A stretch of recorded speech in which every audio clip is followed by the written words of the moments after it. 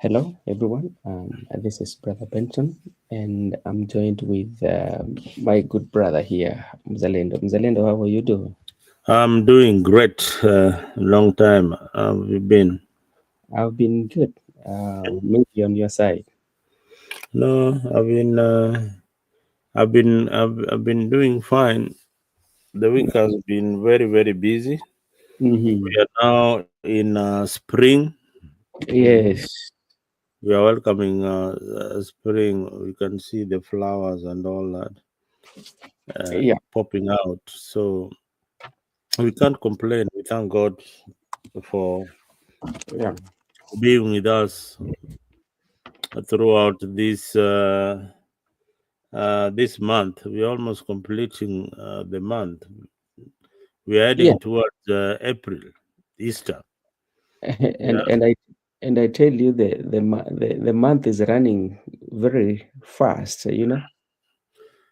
The month is really catching up, with us. Each and every day, Mm-hmm. uh, each and every day, it comes with a lot of surprises. Mm-hmm. Whether it is life, whether it is politics, every other day, every Mm-hmm. other moment, there is something that is surprising us.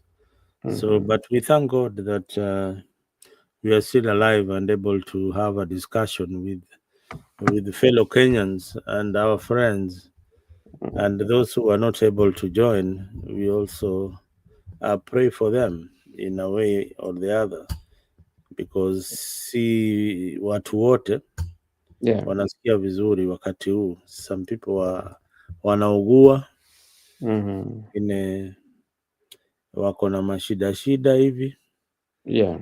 yeah. So tunaweka wote kwa maombi. Okay, asante sana.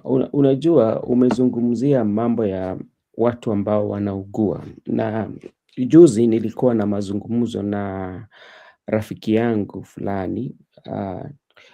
Tukaangalia kwa upana sana, sana sana sekta ya afya. Tukasema kwamba kwa maoni yetu, kwa maoni yetu wakati ambao tulikuwa tunazungumza, tukasema kwamba idara ya afya sana sana ya Kenya haitakuwa na mabadiliko sana, kwa sababu kuna vitu vingi ambazo sidhani kama hata serikali wanaweza kutatua. Kwanza tukizungumzia mambo ya SHA, unapata kwamba SHA iko na changamoto zake. Pili pia unapata kuwa hata madaktari enyewe wako na shida ya malipo. Ukienda katika hospitali pia unapata kwamba saa zingine unapata kwamba wale ambao wanaugua wanaweza wekwa wakilalia kitanda moja. Sasa unapata kwamba ukiangalia sekta ya afya ni kitu ambacho ni sekta ambayo bado inataka mtu ambaye ana uelewa zaidi. Tena jambo lingine pia ambapo inafanya sekta ya afya isifanye vizuri, kwa sababu utapata kwamba serikali wanasema kwamba watu wengi wamejiandikisha na SHA, lakini wanapata huduma bora kweli? Sasa hizo ndio maswali ambayo unapata, unajua vitu kama hizo. Ndio nasema ni bado ni changamoto kubwa sana kwa serikali hii, na hata serikali ambayo itakuja na serikali ambayo itakuja. Bado ni changamoto, inataka mapinduzi makubwa sana sana.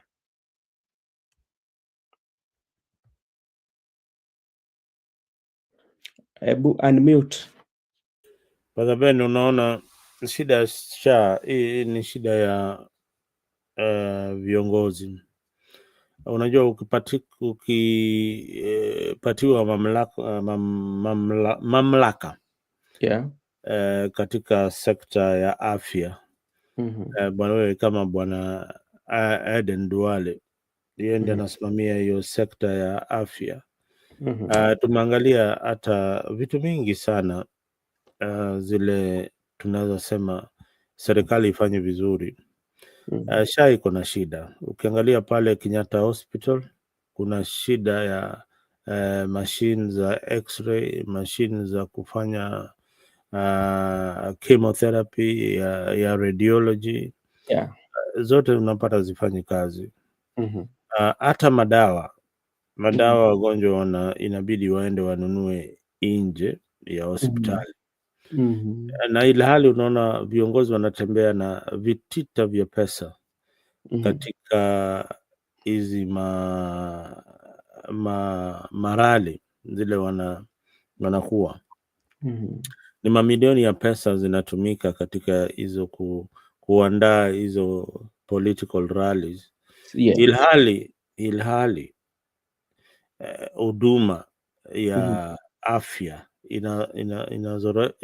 imezorota, na Bwana Adan Duale na Rais William Ruto Mhm. hawafanyi chochote juu ya hiyo huduma ya afya. Unaona, wanasikimbilia hospitali kama Nairobi Hospital, Mhm. ilhali public health hospital kama Kenyatta National Hospital ile inafaa kusaidia wananchi wa kawaida Mhm. imezoroteka, na wanashika maboard of governors wale wa Nairobi Hospital na wanawacha wale wanasimamia hospitali kama Kenyatta National Hospital, kwa Mhm. sababu Kenyatta National Hospital iko na ufadhili Mhm. na iko na hela mingi sana ile Yeah. ina generate kila siku, na bado Mhm. kuna wale development partners wale wanaipatia msaada. Hizi Yeah. pesa zote zinaenda kwa mfuko za watu binafsi Yeah, ya na watu watu binafsi. wanazidi kufa pale Mhm. ya juu ya utendakazi. So Bwana Rais, ukiwa kabla uende rali ya kesho, pitia Mhm. pale Kenyatta Hospital kwa dharura, enda upige tu lap 2 3 pale Kenyatta, uangalie nini inaendelea. Hizo ni Mhm. kura zako, Mhm. uone na macho wewe mwenyewe, si ati unaambiwa. Sisi hapa kwa social media Yeah. tutazidi kuangazia mambo ambayo inafanyika. Yeah, and that's why I was telling you in Kiswahili, when you look at the health sector or health department, despite everything that they will be doing, but I do not think that um, they will achieve or actualize uh, a system whereby every Kenyan would get satisfied. And what is bringing about this is Mzalendo. You know, when you take sector like health, then you want the government to control that health. You know, uh, it is not going to work. I think No, the best thing. let me tell you, the health sector should be controlled by the government. They should be responsible for the health of the citizen of the people of Kenya. Yes. This health sector should not be in the hands of these corrupt governors that we see stealing money each and every day.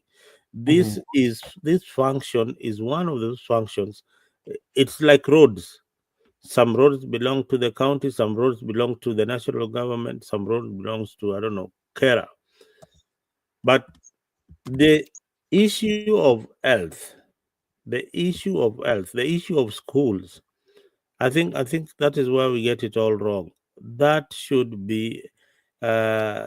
go back to the national government, because the national.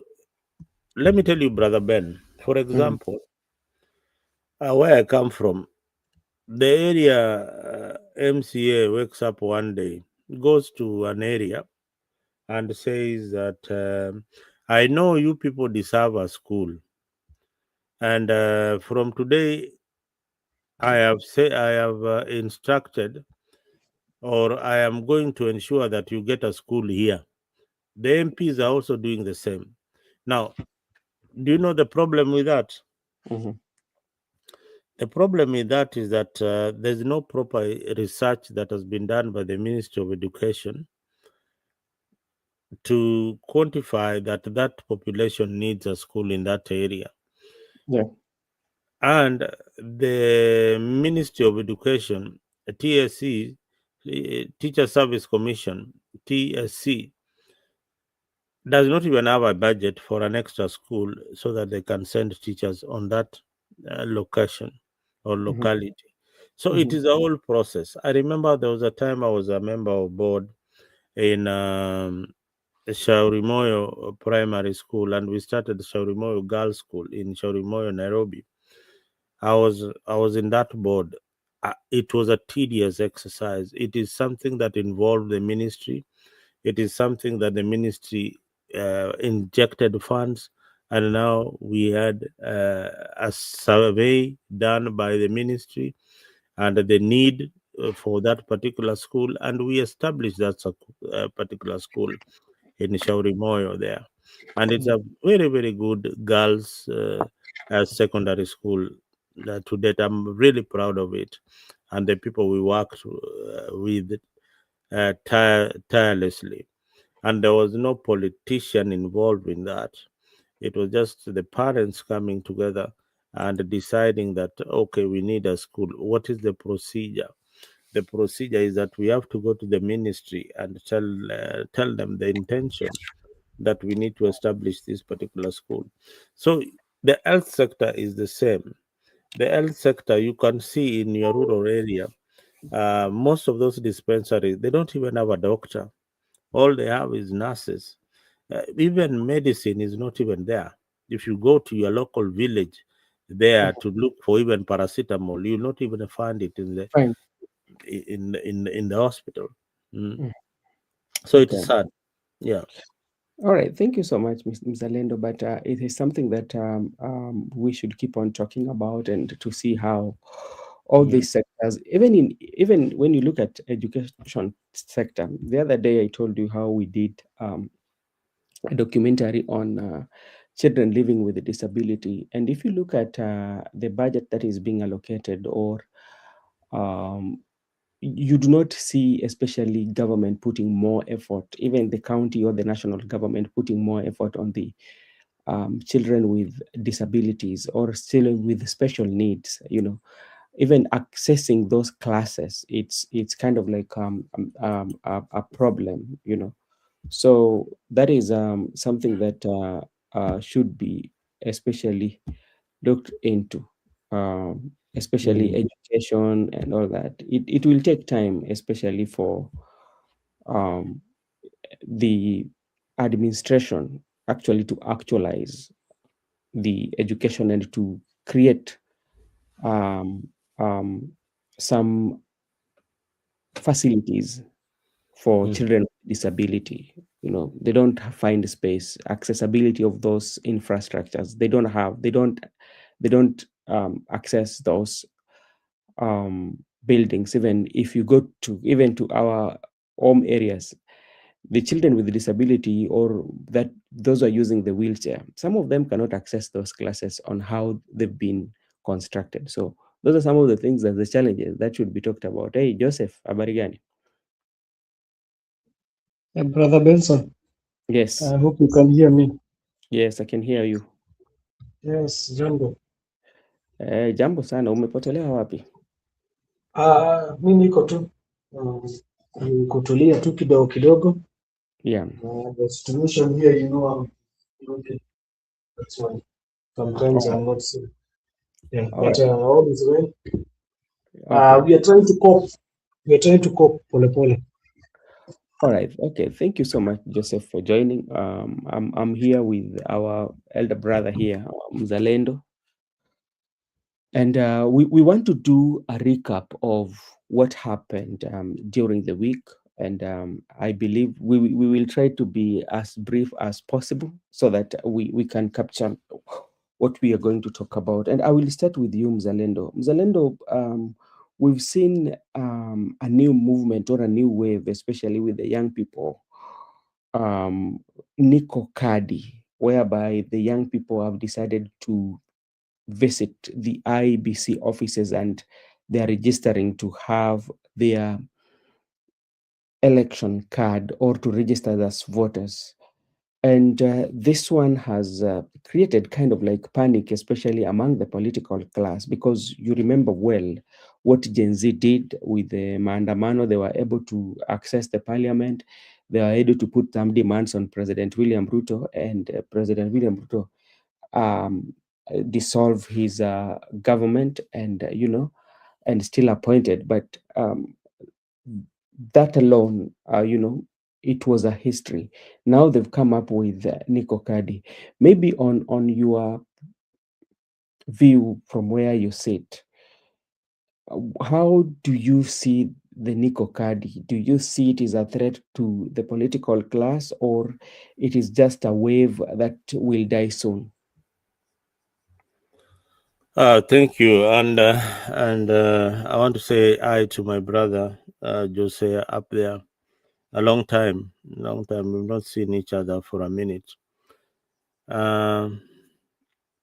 Nico Kadi is a very good youth initiative.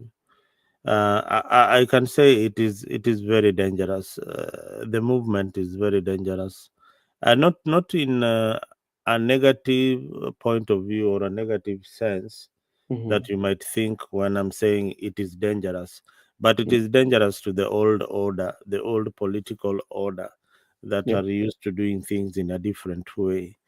Mhm. Why? Because for the longest time, the system of voting has been very, very predictable, Yeah. where the MP or your leader comes to mobilize or gives you, they're called what, voters cards or IDs to vote.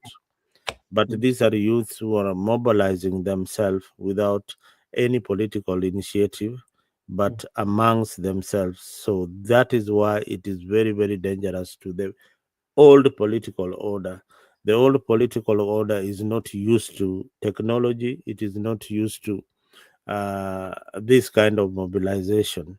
So that kind of mobilization triggers what we call voter turnout.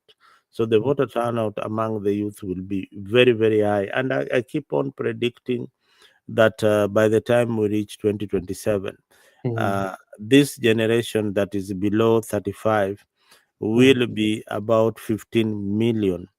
And I can tell you 10 million of them will be registered as voters, Yeah. and the 10 million who will be registered as voters are likely not to vote for the government of the day.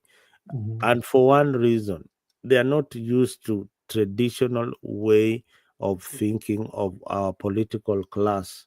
Yeah. So their structure of thinking is Yeah. so different from the older generation.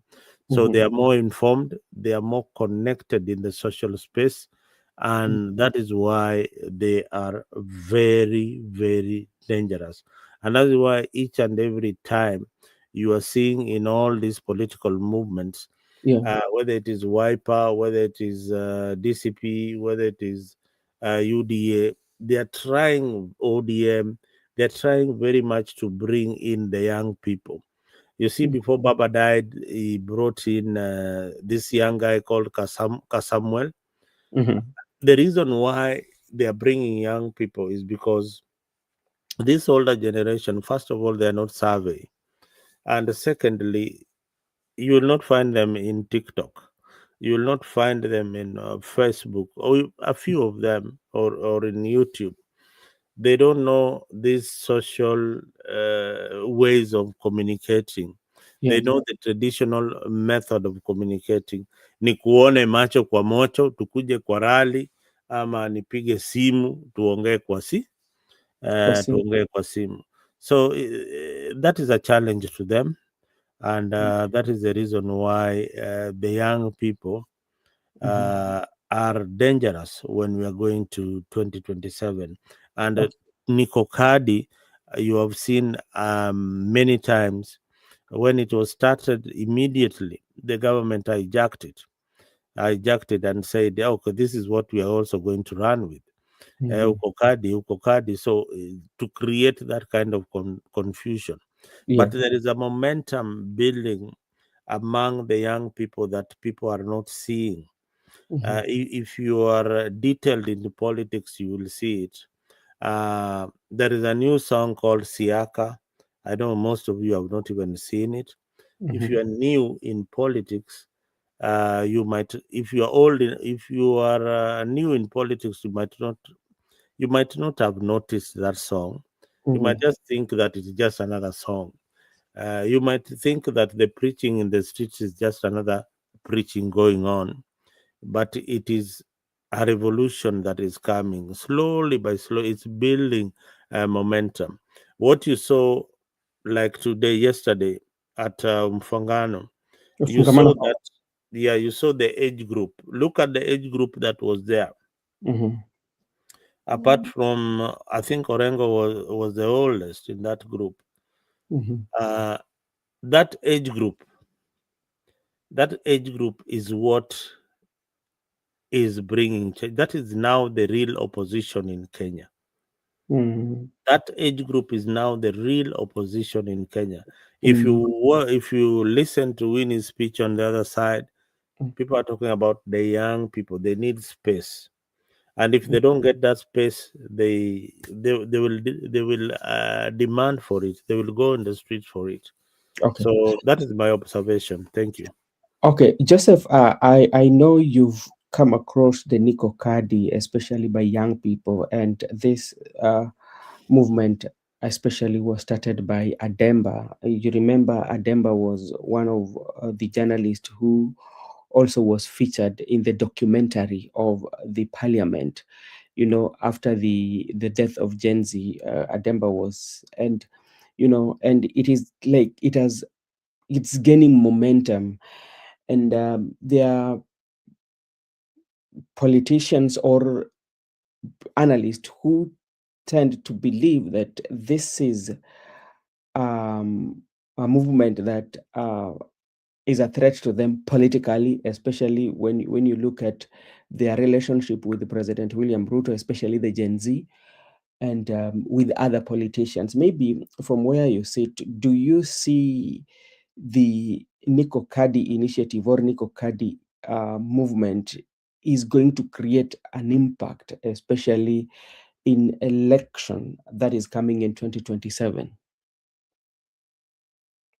Thank you, Brother Benson. And I want to start off by, I had Msimamo talking about health as I answer the Gen Z one.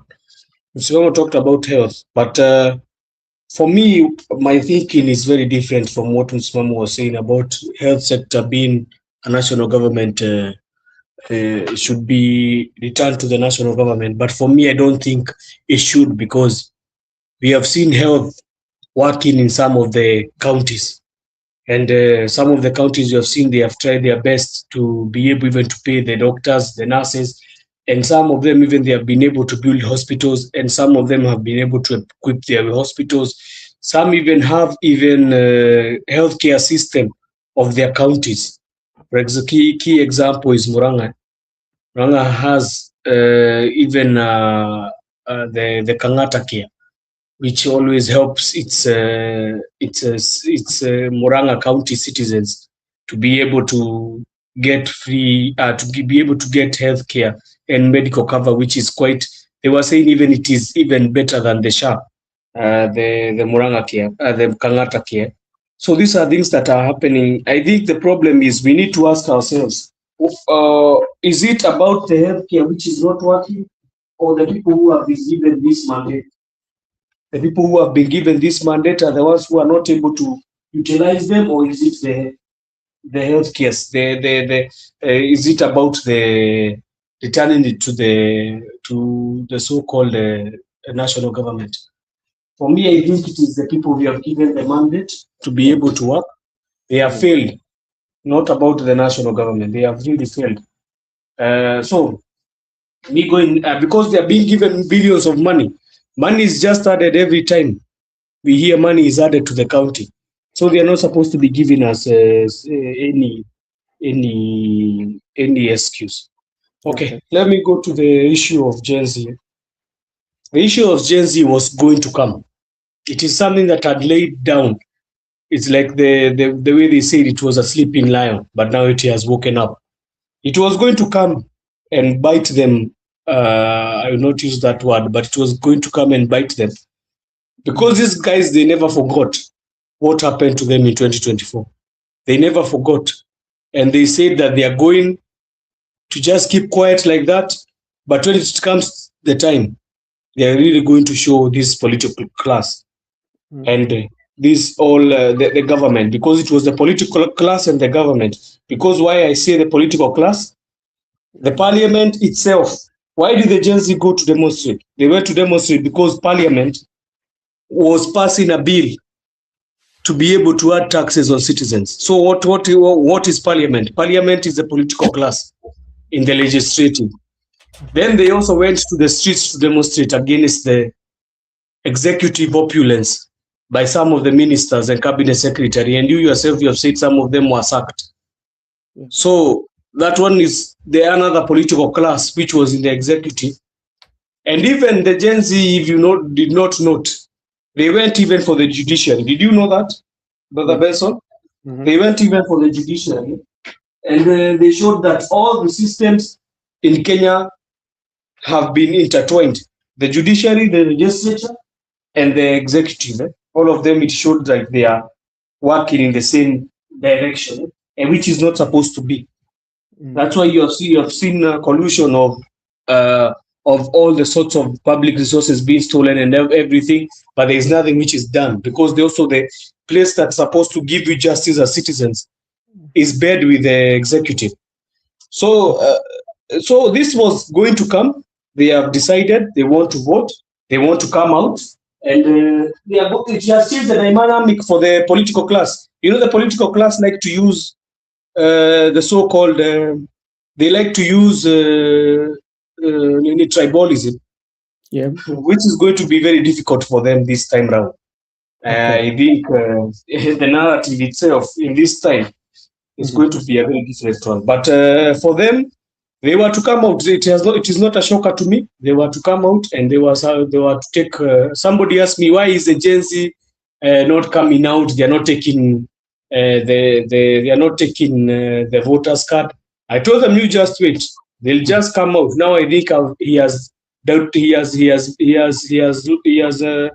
doubt in himself. The person who was asking me that, it has been cleared, and I'm very happy. Let them continue with these initiatives, and let the other politicians who are trying to capitalize on this stop these shenanigans they want to do. This is a Gen Z initiative. Let them do their initiative. They should come up with another one. Why can't they not come up with their slogan? They can say kura kura ni yetu, or they can say tuchukueni kura, chukua kura, or something. Let them stop the this is a Gen Z one. Let them stop harassing these young kids. They have harassed them in 2024. They have harassed them in 2025. Let them give them space to breathe even. Thank you. Okay, thank you so much, Joseph. And maybe my last question to both of you, I would start with Mzalendo. Mzalendo, when you look at the relationship between the president and the Gen Z, despite president coming up with various activities, especially even providing employment, the Nyota Fund, and and even empowerment, how many empowerment that president has done, including his administration. But you still find that this generation and their population, they are not listening, or they're not kind of like having that friendship with the president. Like the line is drawn. There's a line is drawn. Do you think this one should worry the president? Thank you, Brother Ben. What I can say about the situation of William Ruto is that is indeed a president at the wrong time in our history. Is a president at the wrong time. Why do I say this? If Ruto could have initiated all these projects, if he came at the time of Mwai Kibaki, and probably what is ailing his government, things like corruption, he should have stemmed corruption and initiated all these projects that is initiating. then I want to give him a thumbs up for the projects that he has initiated within a short span of time. Yeah. There's no president in the history of our republic who has initiated such projects, massive projects within a short time. And also his interaction with nearly each and every part of the country. But now the biggest problem is, how did he interact with the demonstration? Ruto's problem started with the demonstration of the Gen Zs. So that killing really dented his image as a Yeah. president, and there was no way he was going to get out of it. Now, when he had the opportunity to mend fences with the Gen Z, he again spoiled it by inviting the old guards, and he's continuing with the same old script of using the politicians of yesterday, Kabogos and everybody else, to try and, stamp his authority. Now, things are changing drastically in politics. You cannot politic the way you used to politic in the 90s. You cannot copy Moi's style of politics and see and get some results in the year 2026. So that is a problem. So in 2026, it needs a more conversant politician and a more grounded politicians with the issues that are affecting these young people. These are young people who know that when you give them 1,000 shillings, that is money that is coming from our taxes. These are young people who know that the president is supposed to give them opportunities. These are young people who know that let me stop there for a minute. I need to pick another call here. All right, thank you so much, Mr. Mzalendo. We will be waiting for you. As Mzalendo, let me take this also opportunity to say hi to Paulo.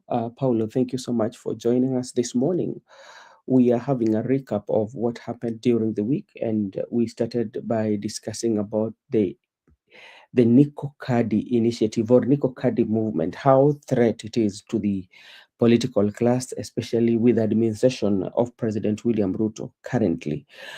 Joseph, I was just asking about the relationship between the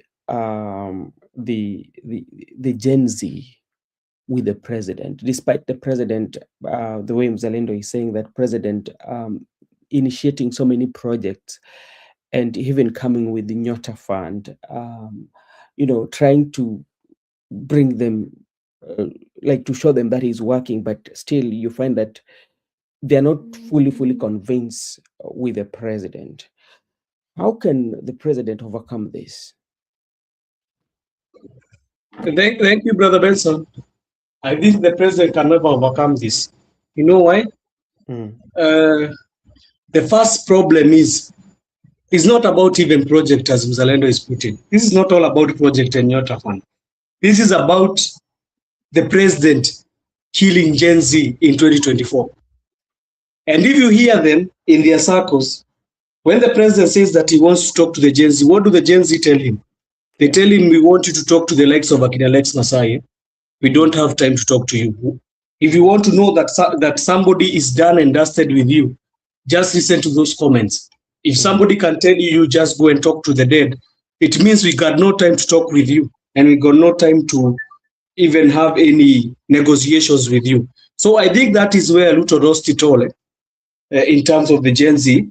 And instead of him trying to be the father of the nation and trying to bring them together, because he tried to go to the social platforms, but the problem is he was told by the Gen Z, the points that the Gen Z gave him, did he fully utilize them? That is a question that we need to ask ourselves. He was given points of, he was supposed to sack all the CSs and remove them, and no one was supposed to come back. But how many people were removed in that cabinet?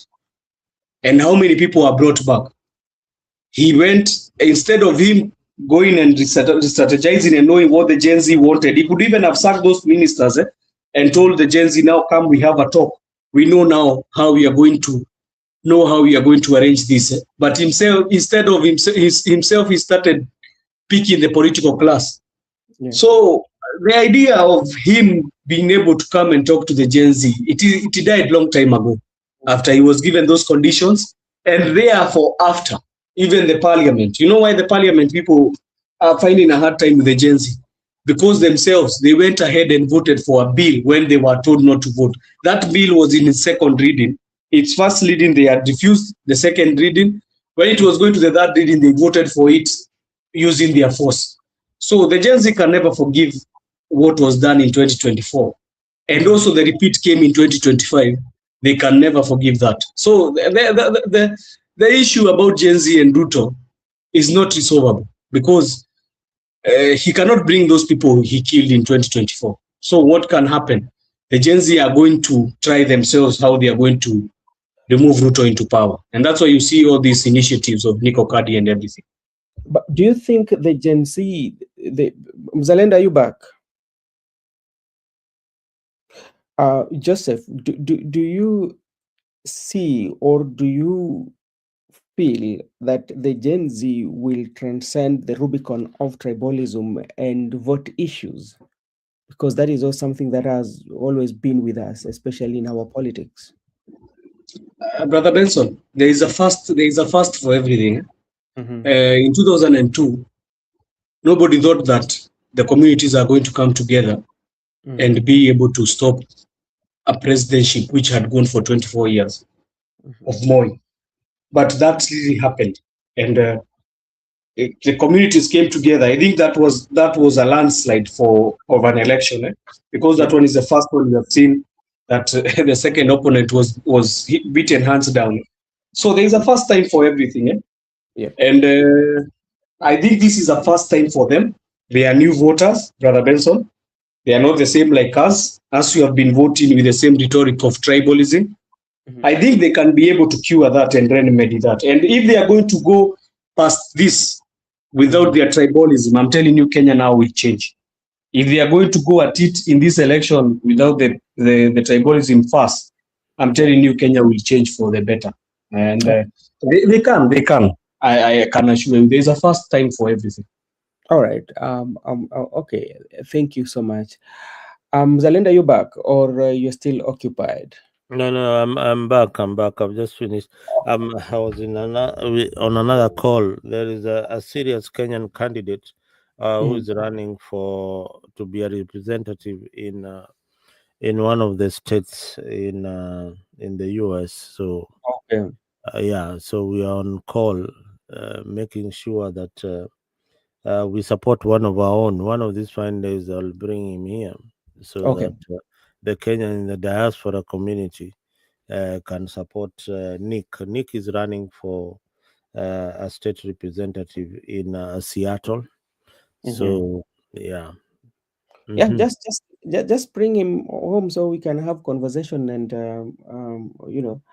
Mzalindo, just on I want to get your last comment or your last view, especially on the Gen Z. You spoke about how government is going to maybe hijack the narrative of Nico Kadi. And if you look in the history, this one has always been the way the politicians would always hijack those that are trending. Remember when we had the Kufa Kama Men, that song during the Gen Z protest, the song that was composed and the song was trending in the event, the government or the politician took advantage of it, and they would play it and even dance those dances, and that's how maybe it was lost. We saw Siswa Tupangwingi with President William Ruto too during his campaign. So you will talk about hijacking of these slogans, especially from the young people, and how will young people also make sure that the they don't fall into trap. Another thing also I wanted to mention that I had asked Joseph also earlier about the Gen Z. Do you see them transcending the Rubicon of tribalism so that when they go to vote, they are just going to vote issues? Tribal is not going to be one of those in their list while voting. Uh, now, Ben, there are two types of Gen Zs here. Mm-hmm. There are Gen Zs. Okay, the overview is this. Huh? Mm-hmm. Gen Zs come from a tribe. Mm-hmm. Their parents are, I want to assume, they are tribalist, majority of them. They vote as per the tribe or the direction the tribe is taking. Our politics is derived from tribalism being at the center of our political thinking. Mm-hmm. Now, who are these Gen Zs? Gen Zs are bringing a fresh breath in our politics and saying that let us interact on issues. Mm-hmm. Now, there are Gen Zs who have refused to interact on issues. They are following the political class that is driven by tribalism, yeah, or political narratives. So that is where there is a difference. Now, statistically, I would say that majority of the Gen Zs want change. Majority of the Gen Zs want change. A minority of them belong to the status quo. They are either in ODM or they are in UDA or they are in DCP or they are in Wiper. Yeah. So the ones that really want change, they don't see any leadership quality in William Ruto. They don't see any leadership quality in Kalonzo Musyoka. They don't see any leadership quality in Rigathi Gachagua. Yeah. They see these are politicians who have been using them Mm-hmm. for a very long time. Even if they try to, to be part of them, they will not fit in the metrics of Gen Zs. Yeah. So that is where we are with this group called Gen Zs. Now, are they going to change the political narrative of the country? Yes and no at the same time, Mm-hmm. because tribalism will still be with us. There are Mm-hmm. still leaders who are tribally inclined. There are still leaders who still talk like hii mlima ni yetu, hii Nyanza ni kura ya Wajaluo, hii kura ya Kisii ni kura ya Matiangi, hii kura ya Nyanza ni kura ya Oburu, hii kura ya Kalenjin ni kura ya William Samoei Ruto. You Mm-hmm. see, so Mm-hmm. breaking that will take time. But what they can manage is to ensure that many of them go for elective positions in parliament, being MCA up to the Senate and even the presidency. Let them go for elective positions, Yeah. because flipping these seats like the ones in cosmopolitan areas is It's very, very easy. yeah. It's very, very, very easy. Now, the Gen Z, majority of them have gone through a school process.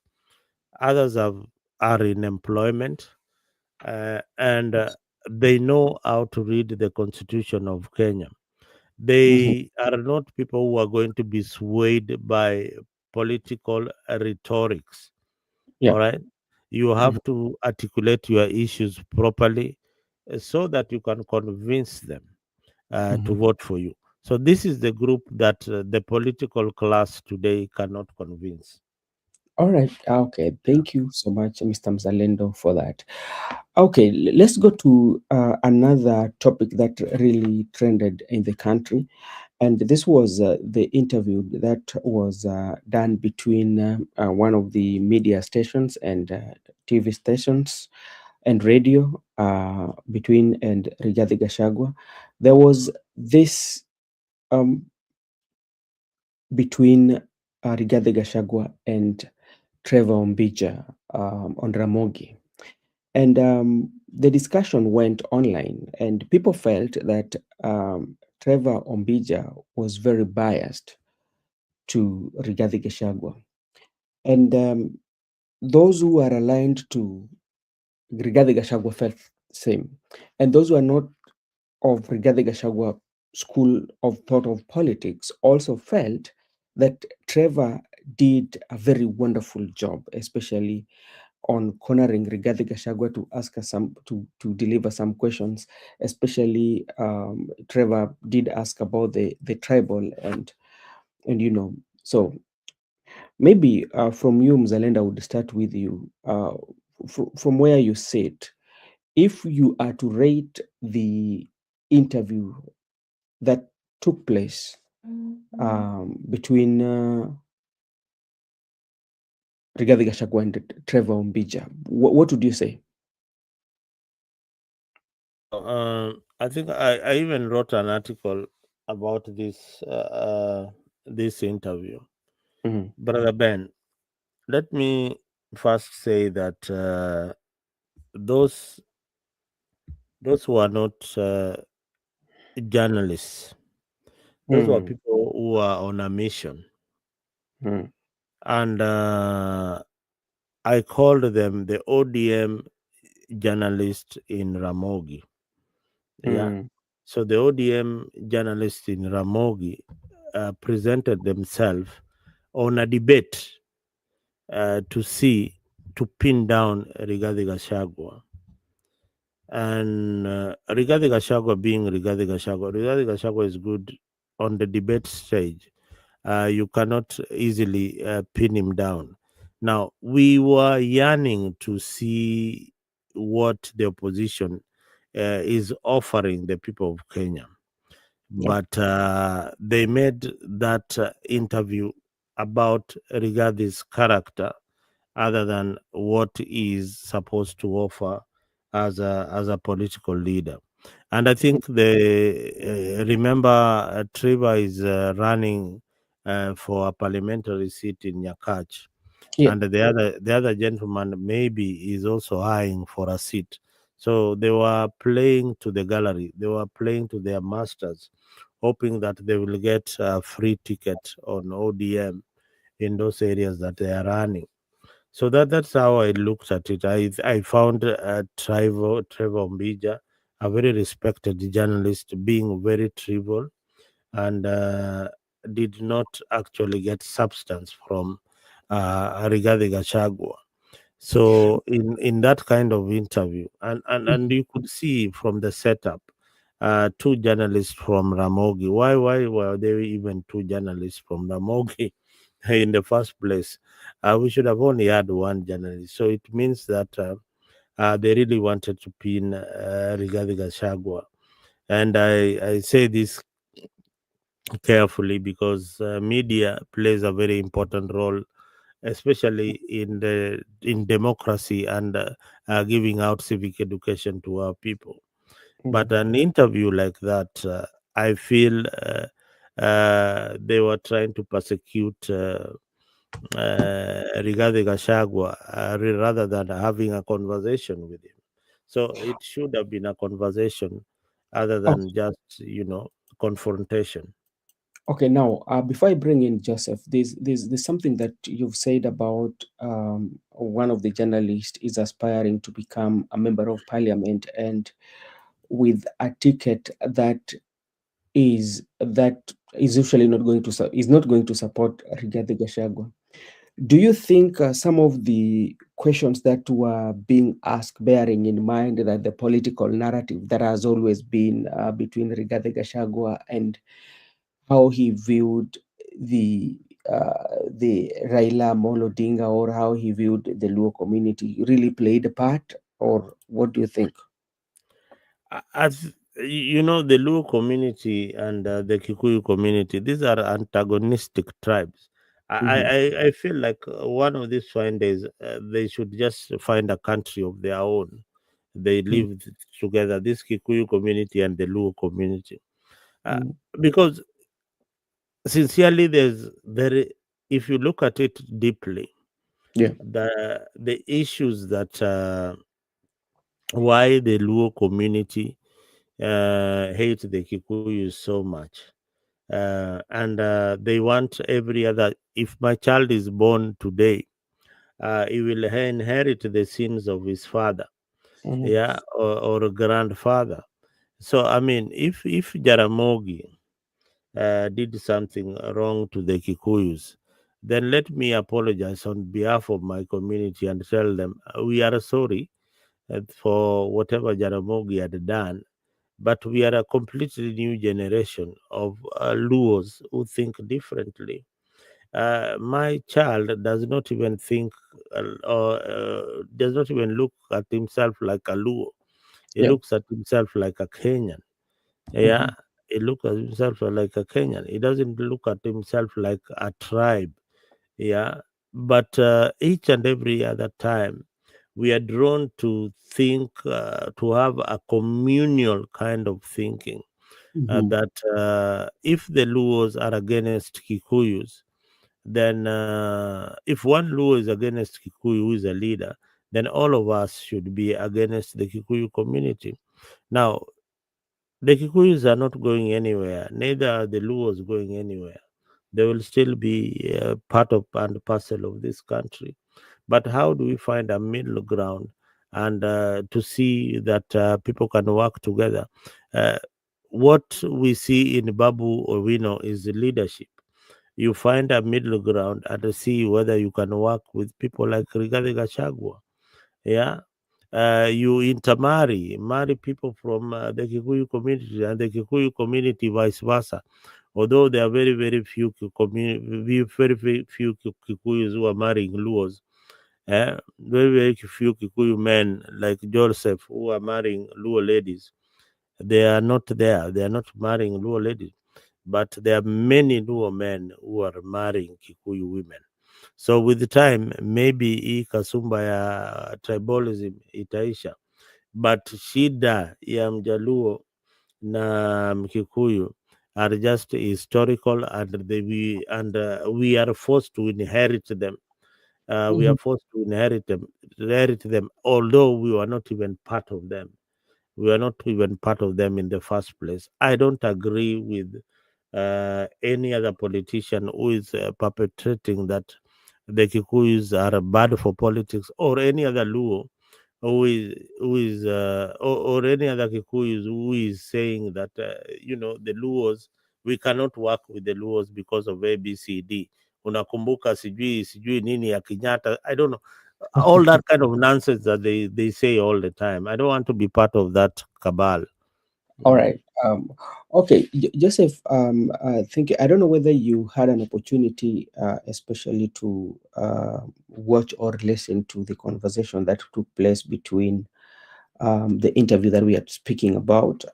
This was between the Trevor Ombija and Rigathi Gachagua on Ramogi FM and Ramogi TV, where various reaction were given out by members of the public.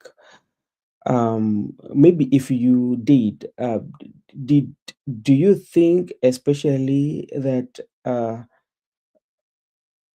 the they achieved what they wanted, both sides, what Rigathi Gachagua had to speak to the Luo community or the Ramogi community to tell them how his political views and his thoughts, and answer those questions, and even the journalists, they get what they want, the substance of that conversation, if you had an opportunity to? Thank you. I think Mzalendo has touched me so much there. And he has said that people like Joseph don't marry Luo, but let me tell him that I've not married a Kikuyu neither. So let me tell him I've married a Meru, and actually, if I could get another second wife, I could marry a Luo. But now the problem is our Christian values don't allow us to have two wives. If I was a Muslim, I think I could have a Luo as a second wife. Which Christian value are you talking about? Solomon had how many wives? But now, as we are dealing, can your wife allow you to have another wife? You know, that is the question now. You need to talk to your wife and hear hear about you. her allowing you. It's not about her allowing you to have another wife. It is you bringing another wife home. The issue, I don't want to die very young with pressure. So let me tell Mzalendo that one thing I've done, I'm a new kind of Kikuyu. You know, people will always see your last name and say you are tribal. You have the same blood of Kikuyu within you. But let me tell you, even my kids, I've never taught them Kikuyu. They want to learn, but I've never. Because it's good for the culture, but the problem is the way we continue with these kids learning these things from down there, it continues, and this cycle continues and continues. And it's a very tiresome cycle, which I want even myself to break it. I think if there is something that Kikuyus have done towards Luo, which is very wrong, I want to categorically here say we are sorry. Because me, I was not there in the 1960, Brother Benson. Yeah. Actually, even in Moi's time, I came when Moi was about to his last term in office. So I don't know why do I have to bear the all the burdens that were done by the so-called Kenyatas, the Jaramogi, and the other tribal people who are there, the Kamothos and everything. I don't have to bear that brand, because me myself, I need to change the kind. You changed a new constitution. Why can we not change other things like tribalism in our country?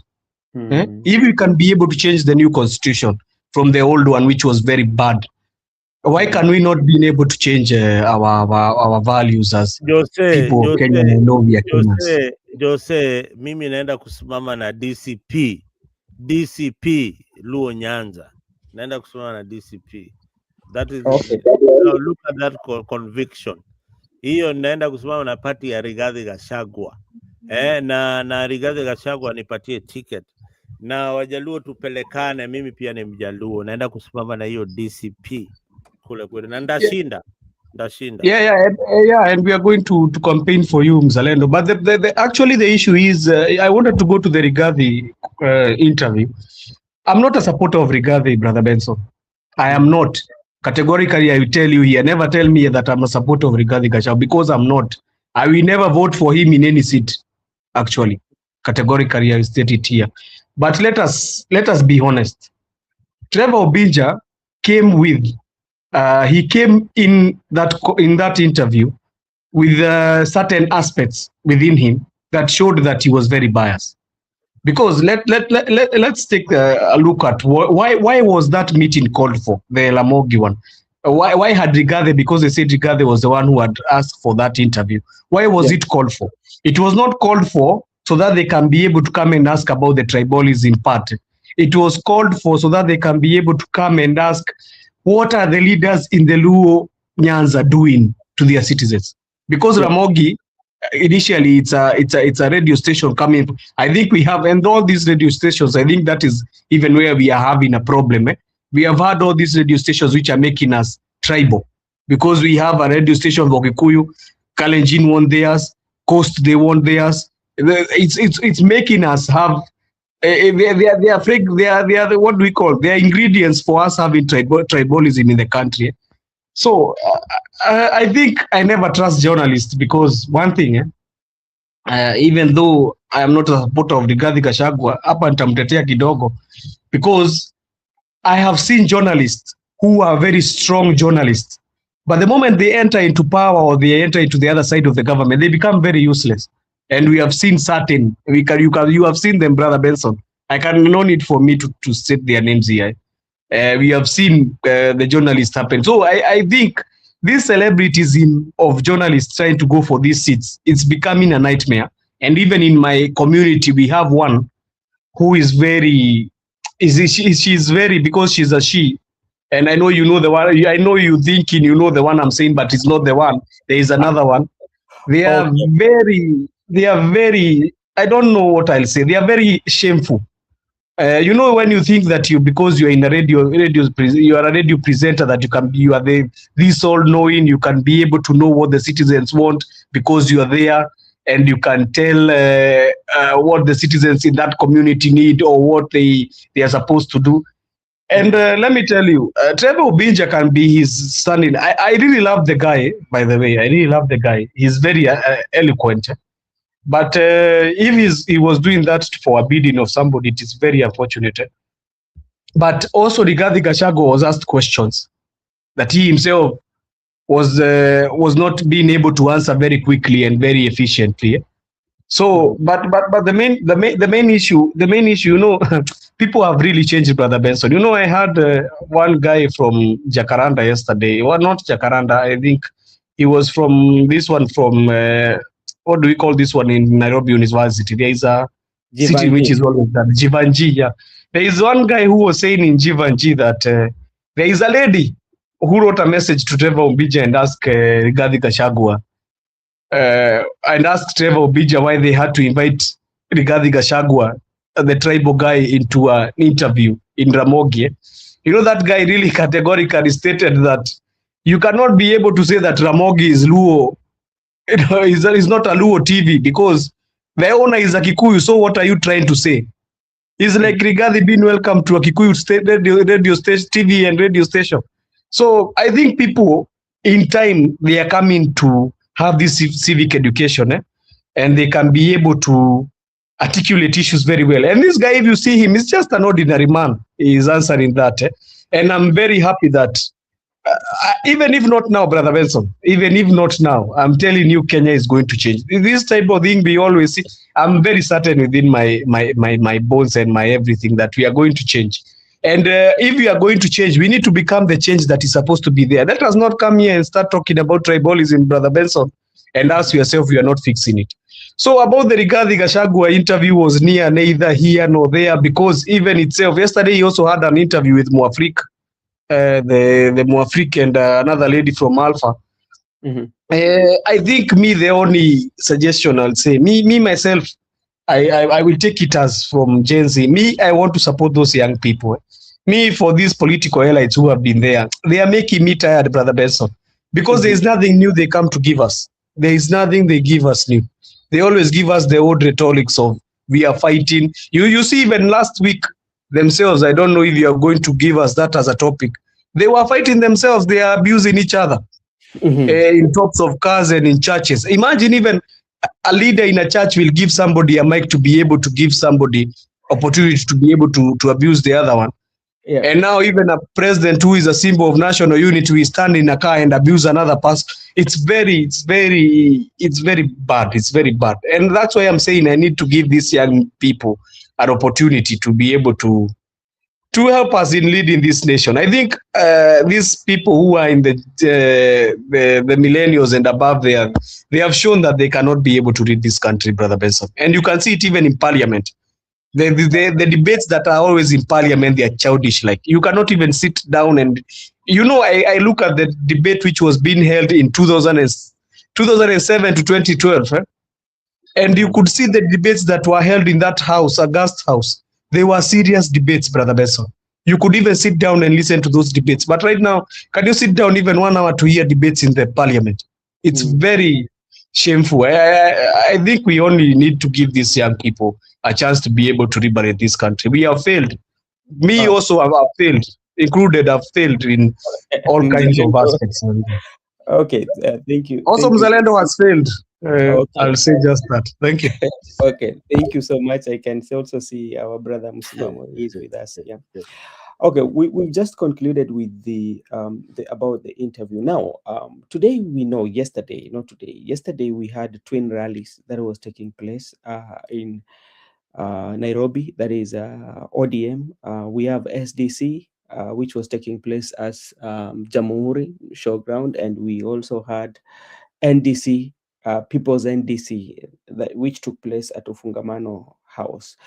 And quite a number of issues came up, and quite a number of political telltale that also came up. Let me start with msimamo, because you are the last person now to get him. Msimamo, labda kwa maoni yako, ni jambo tu ambalo bado tunadadavua. Ukiangalia jana tulikuwa na makongamano mawili za chama za ODM. Labda jambo gani labda wewe unaweza sema kwamba pale ulilichukua ukasema kwamba ili jambo mzuri, ukiangalia hizo mirengo miwili tofauti za ODM? Asante ndugu yangu Ben, msalimia ndugu yangu mzalendo na kaka yangu hapa ambapo ni Joseph. Najua ilipitisha macho huku kidogo, nikaona kumbe mambo huko yameanza muda mrefu na wala hujaniambia jamangu. Hujanitendea haki Benson bwana. Pole sana. Ingawaje sawa, hatujakuwa na ambapo la acha nitie yangu mawili, alafu ndo tuende tutimka, angalau tuone kama siku takuwaje. Ndivyo jioni tukija hapa sasa, una uhuru wa kukaa hapa kudadavua yalivyo, ikiwa kwa kamili una mbavu. Lakini sasa hivi ni kupita pita tu. Kwa kweli kuna mambo mawili matatu ambayo nimechukua haswa katika mirengo yote miwili. Mrengo wa kwanza ule ambao ulikuwa na Gladys Wanga na wale wengine, nilitaka kuona haswa kwanza lengo lao haswa ni lipi, na lengo haswa ambalo ni kusudio lao ni lipi, hususa katika ODM, haswa mustakabali wa ODM, na wameamua nini. So ni shairi dhahiri kwamba mrengo wa Uburu huo, hata tufanye nini, piga huo utabaki haswa kwa broad based government, kwa sababu huko ndo kwenye mbavu. Kwa sababu juzi kati tuliona wakifanya mikutano state, alafu pia unakuta kwamba wao washamua. Sasa kikubwa hapa kinachomchanganya ni matarajio na mapendekezo ya viongozi, ndo wameamua kubaki hapa. Je, ni maamuzi ya mwananchi ama ni maamuzi ya viongozi? Na vipi mustakabali wa ODM ambao ulisimama haswa kama mtetezi wa hili taifa, au viongozi wamekuja kuona kwamba jamii sasa ya Luo Nyanza na jamii ile ambao watafungamana na broad based government, hata kama ni nje ya Luo Nyanza, kwamba wao wanaumizwa na power na madaraka, lakini hawaumizwi na kile ambacho kinaendelea katika hili taifa, hususan ufujaji wa mali, usalama na kadhalika. So kiukweli wao wapo kwa ajili ya power, kulipiza kisasi, kwamba we will no longer be part of opposition. Nafikiri hiyo ndio stand. But ukirudi katika uhalisia wa ODM, unabaki katika mrengo wa Sifuna na wale wengine, kwa sababu wanazungumza haswa kile ambacho haswa ndio msingi ambao baba yetu ameweza kutuachia katika chama, kwamba chama ni chama, kiwe ni chama ambacho kina mvuto, ni chama ambacho kinasimama na mwananchi. Na kiukweli ukitazama haswa haya maneno wanayoyazungumza upande huu, despite ndio kuna siasa ndani, lakini bado wamesimama haswa na mwananchi. Lakini ni unajua, mwenye mbavu na mpishe, kule nako kuna nguvu imepatikana upande wa pili kutoka kwa state. So hapa ndo kwenye kizungumkuti, lakini uhalisia basi utabaki haswa kwa upande huu wa kina Sifuna, ndo kwenye ODM. Lakini pia tuangalie mustakabali pia wa siasa. Unakuta ile chama haswa Nairobi kitakuwaje, kwa sababu ukiangalia kama wale viongozi ambao wako kule hawana uwezo wa kuweza kupua ile crowd ambayo iko haswa katika jiji kuu la Nairobi, kuliko na wao viongozi wachache ambao wako upande huu, yani namaanisha Sifuna, Babu Wino na wale wengine, kuweza kupua haswa ile Nairobi kisawasawa, unaona. So for real hapo ndo kuna kizungumkuti. Unaona kwamba Winnie naye pia anaona kwamba pia Winnie japo ndio ameenda kule, lakini roho shingo pande, kiguu ndani nje. Yani ameenda kule kwa kushawishiwa, lakini moyo wake haupo kabisa. Moyo wake uko kwa ODM ambayo itaweza kumjali kila mtu na kumsikiza kila mtu, lakini pia vile vile ODM ambayo itakuwa ni mpya ya kuweza kumpa nafasi kijana haswa kufua katika meza ya maamuzi na pia kuwa haswa katika uongozi. So unakuta kwamba Winnie pale, yani kwa kweli despite watu wanasema yuko kwa Linda Mwananchi, but mawazo yake yanafungamana na wale Linda Mwananchi. Kwa hivyo huyu nafsi iko kwa Linda Mwananchi, lakini sasa ni ile basi tu kwamba yuko pande huu wa Linda ground. So kwa kweli nikimalizia ni kwamba ODM kwa sasa hivi ni kwa pande mbili, ila hatuwezi kukataa. So tuone. La mwisho kabisa, wasiwasi wangu ni kwamba kama vile ambavyo ule Carol Omondi alizungumza kwamba, maana yeye aliweka bombshell na ni maneno ambayo alikuwa anachukulia umuhimu zaidi kutokana na jinsi ambavyo alikuwa anayaweka, yanaonyesha uhalisia fulani. Shida ni kwamba kama pengine wataweza kutoka na mrengo wa tatu na kudemand kwamba watasimamisha mgombezi, alafu opposition wasimame mgombezi, alafu nani nao UDA na plus broad based government na ODM ile nyingine wasimamishe mgombezi, already hapa tutakuwa tumeweza kugawa kura hizi. So my views ama maombi yangu ni kuona kwamba vile ambavyo walisema watafanya kazi kwa Azimio na hawataondoka kwa Azimio, basi warudi kule kule wasimamishe mgombezi tu mmoja ambaye ataweza kuface hii timu nyingine ambayo ni ya ODM na UDA ikifika 2027 na kuhakikisha kwamba haswa nguvu ile inapatikana haswa kikamilifu, kuliko kwamba hawa wasimamishe wao na hao wasimamishe wao, lakini wote wanasema wanapinga.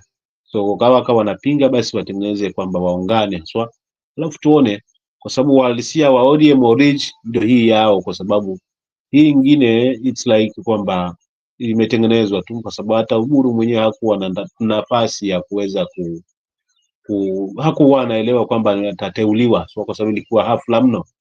Kwa ukiangalia Carol jinsi alivyoweka na baadhi ya viongozi ndio ametutumbulia jiji kwa jinsi ambavyo haya mambo alipeleka haraka haraka, kutokana kwamba ni kana kwamba hakuna jambo ambalo lilikuwa linaendelea haswa chini ya maji, kwa kwamba ODM itakuwa imeweza kuzama ndani kabisa na kuleta haswa ule muhemko wa kusaidia upande huu wa pili.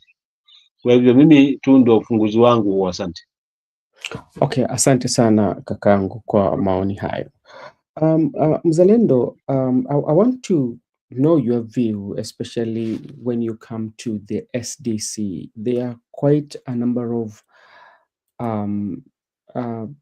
incidents that I really picked that were telling in politics. The presence of Ababu Namwamba, the dropping of Otsoti as the party leader, and also not to mention anything about the position of the SG and the speech of Winnie. What do you make of those 4 instances that I've mentioned, those 4 tires that I've mentioned? Brother Man, thank you very much, and greetings to msimamo na kusalimia. Nadhani uko salama, inaitwa ubuheri wa afya. Swahili sanifu. Niko buheri wa afya ndugu yangu mzalendo, pia pokea zangu, maana ni muda mrefu na wewe ni jamaa wangu ambavuni kwa muda mrefu, zaidi ya miaka 4 sasa tukijadili mara. So wewe bado tuko hapa tu, unajua mara mingi unakuwa pande ile nyingine, mimi niko pande nyingine, lakini kila wakati, lakini mwisho wa siku wote tunabaki ni wananchi, sio? Mwisho wa siku tunabaki tu ni wale wananchi wa kawaida, wale wa kuambia watu siasa tunaiona hivi na tunaielekea hivi, tunaiona ikielekea pande hii. Basi kama ni wananchi, basi inabidi tubaki katika fungu letu la mwananchi sasa hapo, maana ndipo kwetu. Kazi yetu ni kuelimisha wananchi, na tutawapatia hiyo elimu so long as bado tuko na mtandao, tutazidi kuwapatia hiyo mawaidha na vile tunaona siasa ikielekea, na watu wengi sana wamepata mafunzo kutoka kwa yale unasema msimamo, na kwa yale kina Joseph wanasema, hata brother Ben hapa, na wengi wale wanakuja kwa mtandao kutoa maoni yao. Watu wamepata elimu ya busara sana katika hii ulingo wa siasa.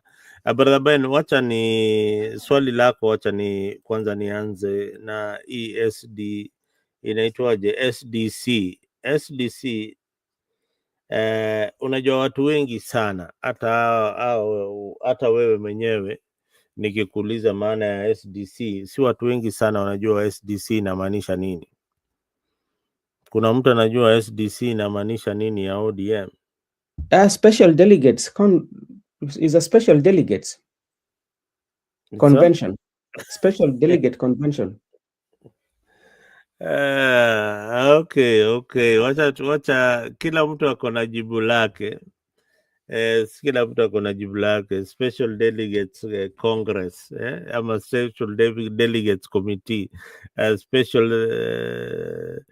Special Delegate Strategy Committee. Watu wengi wanasema vitu mingi sana juu ya hiyo ODM, but waliweza kufanya hiyo mkutano yao vile walikuwa wameiandaa, but Mzalendo, the key word is special. The key word is special. Often unajua hiyo ndio inakuaga special, lakini hakunaga kitu special hapo hata kidogo. Ni kitu ambayo wamesikizana, na ni kitu ambayo wangemaliza kwa boardroom na waka juu hakuna pingamizi ilikuwa pale kwa hiyo SDC. But SDC generally ni ku make sure that recommendations za chama kwa wale waliteuliwa nao, hiyo wao madelegates wanakuja kuratify na kuaccept that hawa wana pingamizi yote, wanaweza chukua hizo nyadhifa. But kitu ile muhimu niliona kwa hiyo SDC, ile watu waangalii sana. Sisi tunaangalia kwa siasa kwa undani. Party leader ni Bwana Uburu, chairman ni Bi Gladys Wanga. Hao ni watu wanatoka katika kabila moja. Hiyo tayari niliweka X kubwa sana, kwa sababu hiyo ionyeshi ishara ya chama. Imekuwa hivyo tangu kitambo, ya kuwa Raila Odinga ndiye alikuwa party leader na akifuatiwa na John Mbadi. But hawa watu wasidhani hao ni Raila Odinga. Raila Odinga ni mtu tofauti sana. Ingekuwa ishara mzuri kuonyesha kuwa ODM ni chama ambayo inatambua kabila zote zile zinaisupport, wakiweka mtu ambaye anatoka kabila lingine kuwa party chairman ama party leader wa chama. Haya, ukienda kwa hiyo nyadhifa ya chini, wako na deputy leaders wanne, kwa sababu it means that hiyo chama inataka iwe na ushawishi katika kila hawataki kupoteza kura yote ya kita jamii fulani, but waangalii utendakazi wa jamii, waangalii utendakazi wa ule jamaa amewekwa pale kama deputy party leader, but wanaweka watu kama deputy party leaders ili wapate ile kura ya ile kabila fulani ama jamii fulani. Ukiona Abdul Naswar kutoka Mombasa amewekwa pale kama party leader ili wapate kura ya watu wa Mombasa, but waangalii huyu jamaa wamemweka party leader, angefaa awe deputy party leader, angefaa anaweza kuwa hata better chairperson wa chama ama party leader wa chama. So they don't look at merit, they look at a way of quelling the political tension within the party and the party structures of ODM by ensuring that each and every tribe is represented.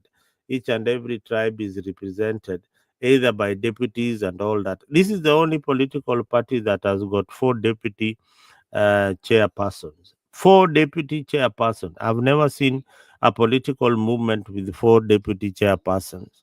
That is that is irrelevant. That is the most irrelevant thing. It means that the decisions that they are making are not popular at the top. So if they were popular at the top, they could be cutting across each and every community. Inamaanisha hizo jambo wanajadili kule juu, saa zingine kuna kabila zingine hazikubaliani nayo. So hiyo ndio niliona katika hiyo SDC, na wale viongozi pia walikuwa recommended. Then Ben, ukauliza Winnie kuja pale katika kongamano. Winnie kuingia pale katika kongamano ni ishara ya kuwa hii chama nimekuwa katika hii chama, na hii chama ni ya baba yangu. Hiyo lazima ujue, Winnie ni mtoto wa Raila Odinga. Winnie ni mtoto wa Raila Odinga. Hawezi kubali chama ikienda without a fight. So lazima atapigania chama mahali yuko. Angekuwa katika kile kongamano lingine, na hii kongamano ndio wale wameshikilia chama. Hii kongamano la wazee ndio wale wameshikilia chama cha ODM. Hii kongamano la Sifuna na Babu Owino, those are the young turks, those are the young leaders who are coming up within the party. Now, those are the young people that Winnie was talking about, that tafadhali, hata kama sisi tuko kwa hii chama ODM tunakipenda, lakini lazima mtupatie nafasi ya uongozi. Katika hiyo in the next NDC meeting, I think Winnie Odinga will also be given a deputy party leader position. Okay. Now, Hmm? I need to ask you two questions on that. Yes. One of them, I would start with what you've said last about that in the next NDC, Winnie will be given a bigger party position. And if he's given a bigger party position, will she support the broad-based government? That is one, because that is the stand of the party at this particular moment in time. Secondly, you've spoken about saying that this is Raila's party, but from the look of things, I was seeing there was a transfer of ownership from the Raila's family to Oburu, because like if you are the chairman or you're the party leader, which means you have more powers to decide on what to do. How is Winnie going to at least now to have a say in a political party that the powers and honors have been transferred to his uncle? You see, remember Winnie locked his uncle from JOF, Jaramogi Oginga Odinga Foundation offices that his father used to conduct meetings. He locked his uncle out, and there were very big bouncers there, and the uncle could not access that office. Now, what Winnie has accepted is that, okay, fine, you guys have agreed that my uncle takes over the party. We don't want to be seen as fighting our uncle. Let the status quo remain, that huyu jamaa anashikilia chama. But from the look of things, this is not somebody who is going to run for the presidency of Kenya. This is somebody amewekwa tu hapo, akae tu hapo, ashikilie hiyo chama. And I think they have agreed as a family that, okay, Winnie, you cannot be the chairperson of ODM at this particular moment. Now, Ruth Odinga, you cannot be, the Kenyans will not accept you. So the only person they can accept easily is this old man who seems to be harmless. Yeah. So Oburu is just kept there as a caretaker. But again, remember that in the broad-based arrangement, there is somebody who is pulling the strings. And that somebody is called William Samoei Ruto. He really wants that ODM remains united at all costs. So he's the one pulling the strings on the other side in ODM so that it remains united, and he can reap and get the maximum 70% votes that are coming from Luo Nyanza. So for Winnie, just as many people have observed, his heart is in Linda Mwananchi. movement, but his body is in the ODM fraternity led by his uncle. Okay, and maybe to bring in Joseph to weigh his thoughts, and I want you to, before you speak about Winnie, I want you to give your thought, especially the presence of Ababu Namwamba, where he was said to be the special guest in that meeting. Before you invite, I wanted to touch on something very small about Ababu Namwamba. Yeah.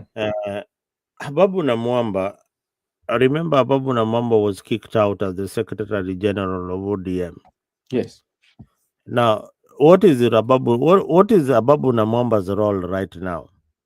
Ben, do you know what he does? Do you know his job? I think is Ababu Namwamba. What I think is, one, Ababu Namwamba is going to be used to balance off Sifuna influence, especially in Western. That is one. Secondly, Ababu Namwamba is also going to come back to active politics through ODM, so that he can run for Busia Senate, and 2032 he can be Busia governor. So that is what I think, and he's going to. My thinking is that he might be the SG of the party.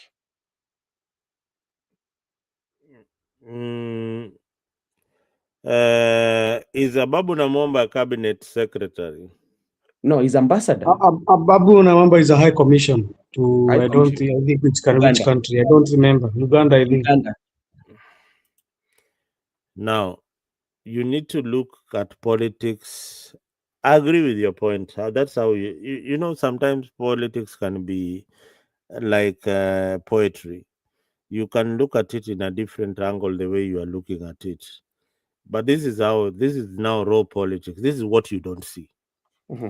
Ababu Namwamba presence in the ODM rally, that one is instructed by someone.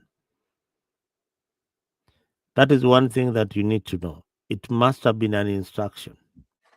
Mm-hmm. Yeah, that you have to be there. Mm-hmm. Now, the leadership of ODM has also been instructed that this guy will play a very pivotal role should Sifuna quit the party. He is a replacement of Sifuna. Why is he a replacement? ODM, without Sifuna, they cannot get anyone who is close and who can match Sifuna's quality, even in debates and even in articulating the issues of the party within the structures that ODM has at the moment. So they had to bring back Ababu Namwamba. But it would be shameful for Ababu Namwamba to accept any role in ODM or in ODM. Just wait a minute. You'll get your chance. It will be very, very shameful for Ababu Namwamba to accept a role in ODM after they had kicked him out the way they did. And remember, Ababu Namwamba has also a political party. Akona chama yake. So everything that happened around Ababu Namwamba ilikuwa ameamrishwa fanya hivi, tokelezea pale. Ben, I was at the center of things when Ababu Namwamba was being kicked out. Maybe hata juu alifukuzwa job aje. Mimi najua vile Ababu Namwamba alifukuzwa kazi. Na siku hiyo tulikuwa na Junet hivi watu wawili tukikunywa chai mahali fulani. I'll tell you that story another day. Ababu Namwamba was kicked out very badly and mercilessly at ODM. And Raila Odinga always looked at Ababu Namwamba as a traitor, and somebody who betrayed the party called ODM. For him to be brought back to the party ODM, it means that these guys have stooped so low that they can accept anything. Even Magarel ataingia atarudi ODM. Asante bana. Okay, asante sana. You know, to me, what I think before I invite Josephine to speak about Ababu Namwamba, we know, especially after exiting ODM, where he was accused of running with the party, remember, and the person that he was accused that he was working for was President William Ruto then, you know, and that's why he left the party. And now he's coming back to the party. When he comes back to the party, I do not think that Ababu is coming back to be loyal to the party, but Ababu is coming back to be President William Ruto point man in ODM. Thank you. And you know, when you look at even the politics of President William Ruto on how he worked with people in central Kenya, whereby he planted or he made sure that the people who are going to run for those political seats or those who are very loyal to him, people like Kabogo were kicked out. Remember when they were looking for nomination for Jubilee? What happened when President William Ruto was in charge of those nominations? He decided to kick those who were very, very fit, that were very threat to him. And that is what is going to happen. Because immediately after Ababu Namwamba left ODM, Ababu Namwamba has been working with President William Ruto for the longest time until today, you know. So tell me today that Ababu Namwamba is going to say that I'm no longer going to work with President Ruto, I'm going to be the ODM. I'm still having the love that I had for ODM, surely. And that one, it would tell you how ODM are also too desperate. Like of all the delegates and the members in their leadership that they have, they cannot get a secretary general. They have to go and bring in or allow somebody whom they chose to be stable, who wanted to run with the party, now to be the party secretary general, if they think that. So that one will tell you how politics is. But the interest of Babu Namwamba in ODM, it's going just to do President William Ruto interest. Maybe Joseph, what would you say about Babu Namwamba, especially his presence, and what now people are saying that he is going to make a comeback through ODM to be active in politics? Thank you, Brother Benson. I would just like to start by saying I would quote the words from my friend. I always watch him. He's called Lee Makwenyi. He always says that nothing is in politics is done just for the sake of it. And you know, if there is something which is very strong in politics, it is the photo ops. The photo ops are very, very important in politics. So I agree with what you and Brother Benson are saying about Babu Namwamba, and you categorically stated what is going to happen, Brother Benson. That is what is going to happen. It was even is what I wanted to start with, that Babu Namwamba is just going to be brought in as an SG for ODM. And also Mzalendo is right by saying that there is somebody who is pushing that, because you cannot just say that Babu Namwamba just woke up and had the good he reminiscence the good times that he had in ODM. That's why he want to come back. So quite Ababu Namwamba, but the problem is, Brother Benson, you know, I wanted to ask to talk on this SGC before I come to Ababu Namwamba, so that you can see where I'm laying down the foundation. Yesterday, as brother, I want to correct Brother Mzarendo, where he said that there is 4 deputies. Right now in ODM, they have only 3 deputies. If after what was done was ratified, because they kicked out Otsotsi, who was a deputy party leader in that party. And I think if you looked at all the positions that were created, none was given to the Luhya community in the top seat. And I think for them to try to cover that, they tried to show Ababu Namwamba. But now the other question comes, is the function of Otsotsi and Sifuna and the people like Akina Natembeya in Western, do you think that a person like Ababu Namwamba can be able to come and be able to be a great influence in the Western, where we have that faction of those people I've named for you there? I think Ruto has seen that he has sensed danger, and he has sensed that the Western politics is becoming very too hot for them in terms of ODM. You know, Mzalendo said one thing that is very, very important in this conversation as ODM. Ruto wants a united ODM. He wants an ODM that has the backing like the one they had in 2022. He wants the ODM as a full car. Ataki ati gari haiko na miguu na gari haina side mirrors. He wants it as full as it was. But now the question is, can that ODM of 2022 be the one which will be in 2027? That is the question that people are supposed to be asking. As we are talking about this NDC and SDCs and what have you, is it going to be like that? Because, you know, Raila Odinga, if there was a person who I knew who was very, what can I say? He looked at all tribes as equal, was Raila Odinga. And I can tell you that because even yesterday there is a guy called Ndogonyoro, he's always following the politics. He said that if Raila could have been given other ministries, Brother Benson, other ministries from this government, he could have given the likes of other communities a chance to be there. Because even if you look at how he gave the special, what do we call them?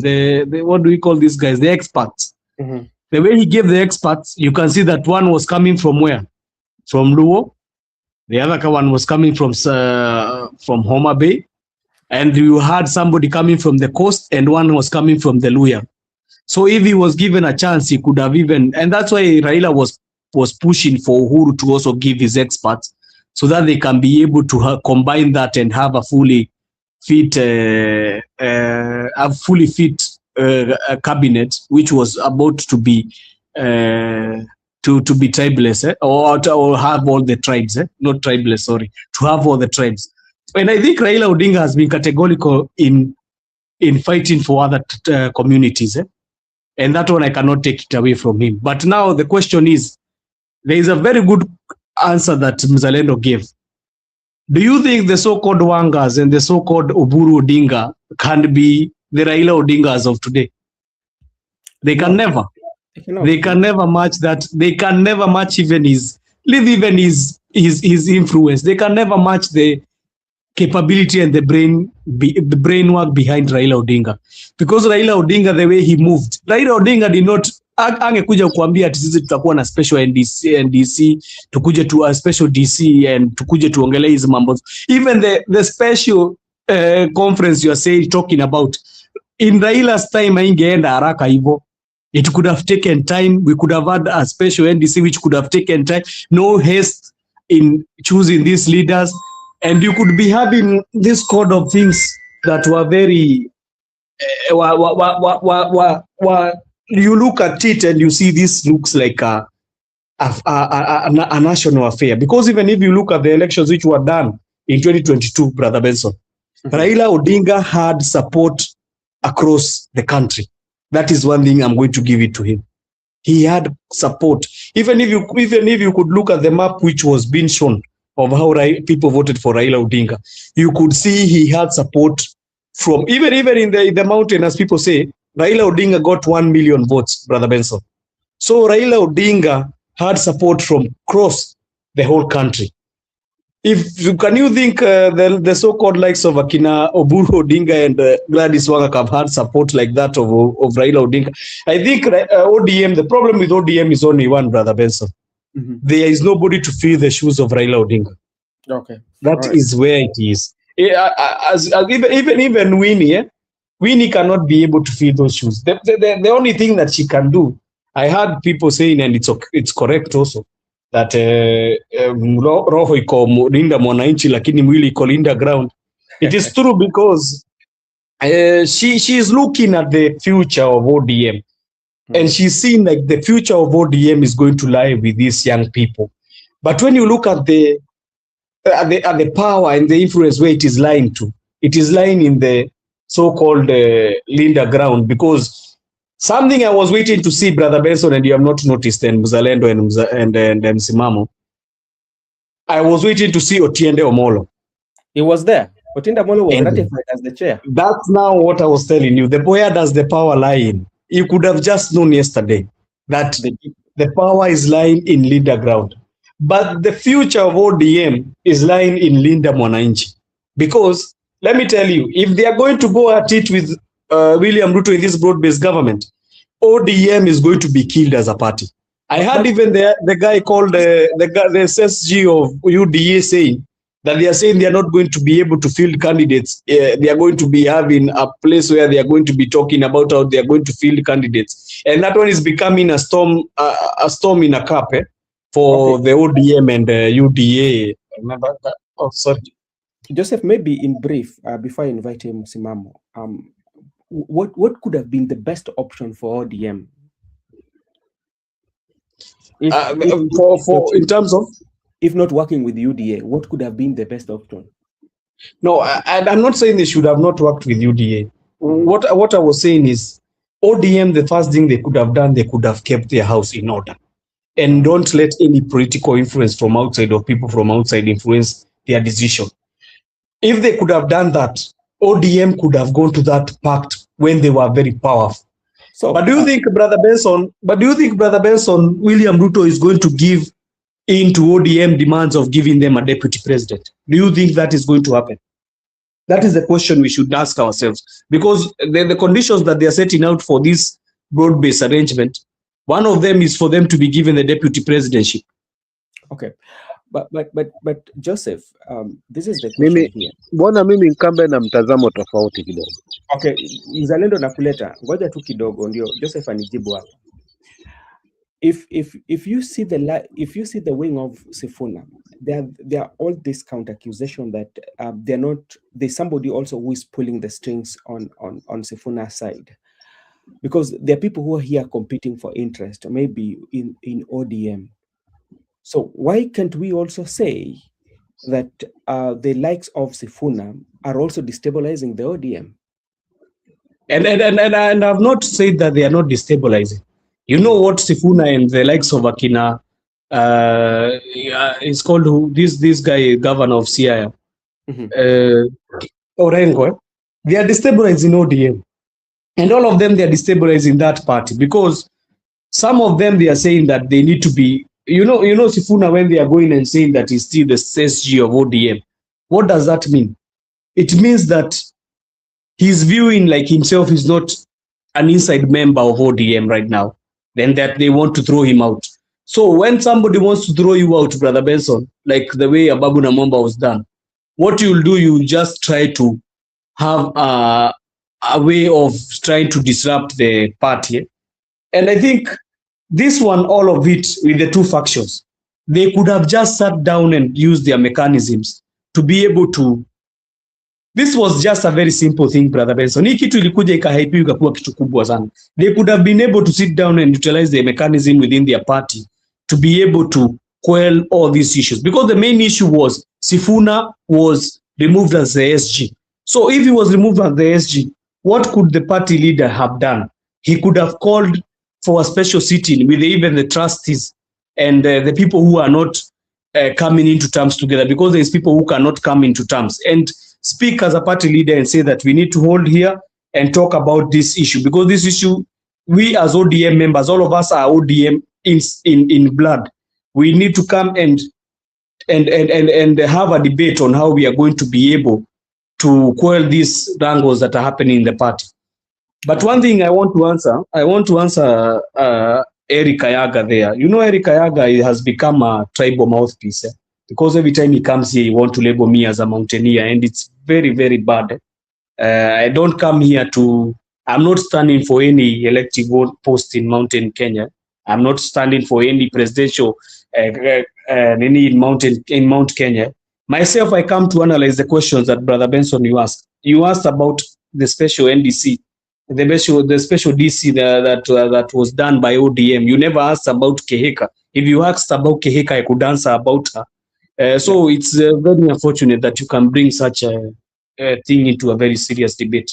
It's not good. All right. Okay, thank you so much.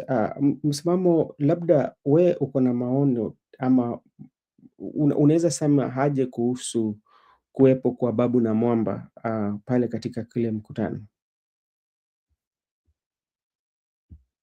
Asante. Kabla ningela Babu na Mamba, kwanza niangalie lengo haswa la UDA kujiunga na ODM ni nini? Lengo la haswa apart leader wa UDA kujiunga na ODM. Lengo ni lipi?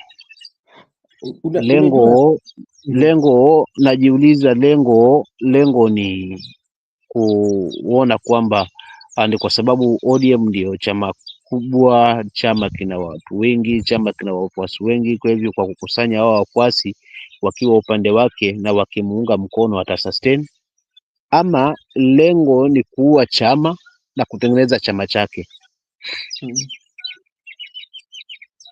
Ni kuua chama na kutengeneza chama chake. Kwa nini nazungumza hayo mambo mawili? Kwa mfano, kama ni kuua chama, ODM definitely haswa ya broad based government ama Linda Mwananchi, wao hawana sauti yoyote mbele yake. Lazima wamnyenyekee, wamsikize, wamfuate kwa kila jambo ambalo haswa wao wanapanga haswa kuweza kulitengeneza, kutokana haswa na huu muingiliano wa Linda Mwananchi na Linda Ground. So already hapo ni credit kwake kwamba ODM sasa hivi, yani kivyovyote hii haswa ya Linda Mwananchi yani Linda Ground haiwezi ondoka kwenye kiganja chake.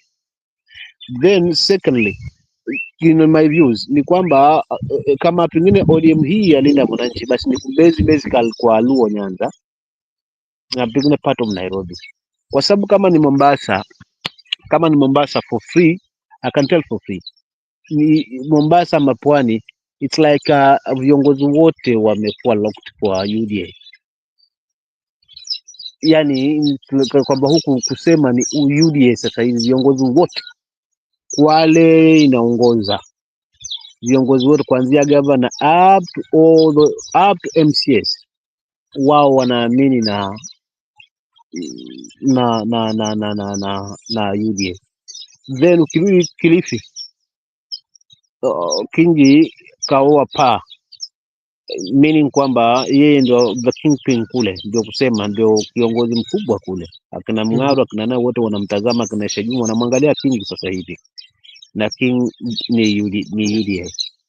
Ukirudi sasa kwa hawa ndugu zetu Kasa ambao sasa ni Joho na Swamad, wao wanaangalia hapo kura ya hapo Mombasa, haswa basically Mombasa hapo haswa kwamba washikilie vizuri. Na ukitazama haswa kiundani, kweli kiguu kiko kwa ODM, yani mwili uko kwa ODM, lakini roho iko kwa UDA.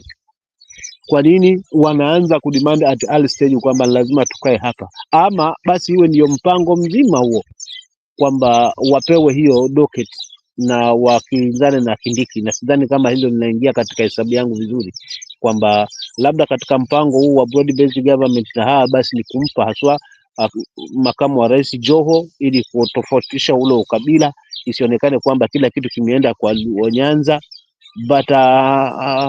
But itakuwa ngumu sasa kwa Kindiki na pato Mlima Kenya hiyo ya upande mwingine. So hapa it's like kwamba ODM hii ya Linda Mwananchi itagawiwa mahali ambapo sehemu ambazo wataweza kusimamisha, na namaanisha kwamba watabezi zaidi Luo Nyanza na Nairobi. Hapo ndo wamelenga, kwa sababu ODM haswa ina stronghold Nairobi zaidi. So labda pengine hii kwa tool ya bwana wa part leader wa UDA kuhakikisha kwamba nikiungana na wao jamaa Nairobi ikichukua na backup ODM, still bado itakuwa ni favor kwangu na itakuwa ni plus kwangu.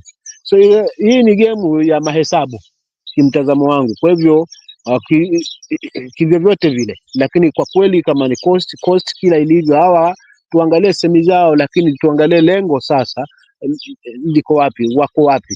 It's like all cost leaders wameamua kuback up UDA, hata kama yuko kwa ODM but wako hapo. That's why unakuta una hiyo demand ya deputy wa rais haswa, unaona kutoka huko, na wana demand hivyo haswa kutoka ODM.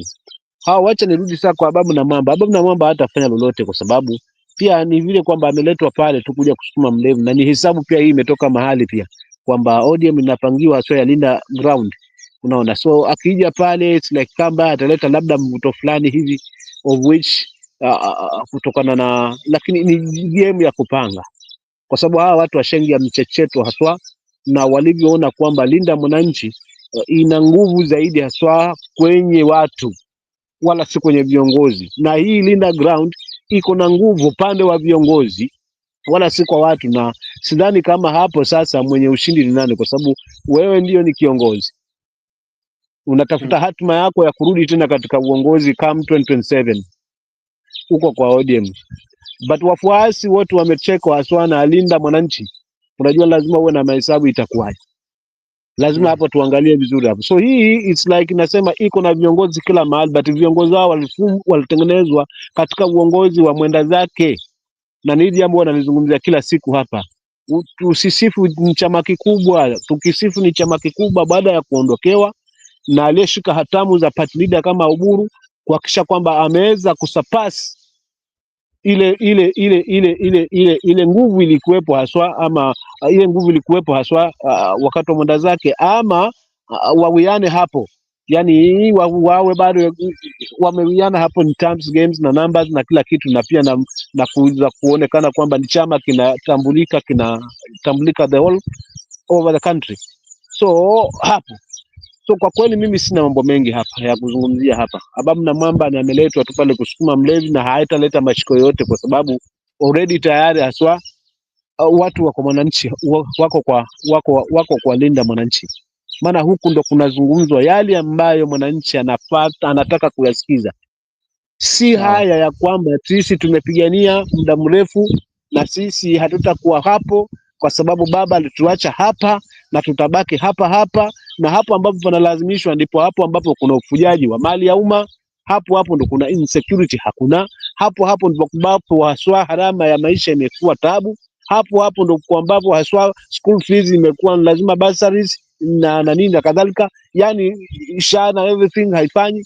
So mwananchi anachanganyikiwa, ndio naenda kwa power fine, but anda huu usimamizi wa nani yuko pale juu ambaye ataweza haswa kunihakikisha kwamba haya ambayo mfano nimeyataja yamepata suluhu. So unakuta mwananchi sikio lake zaidi litabaki kwa Linda Mwananchi, kwa sababu ndiko kunakozungumziwa. So mkutano wa jana wa upande huo na upande huu, ule mmoja ilikuwa ni kuonyesha kwamba sisi tumekuja hapa na tumerepresent wajumbe wote all over the country, sawa, kwa sababu wao wajumbe wako tayari kwenye kazi, wachaguliwa. Lakini je, hatima ya 2027 ni ipi haswa katika ODM ya Oburu na hii ya Orengo? Hapo ndo kwenye maswali mimi najiuliza. Asante. Okay, asante sana. Naona hata muda wetu tumechukua takriban masaa mawili, na inafaa sisi pia tutafute ili tuende tukalale. But kabla tujaenda, mimi nataka kwa njia ya ufupi tu, Mzalendo, I want you to kindly, I'm requesting you to be brief, especially on what Sifuna said to Oburu.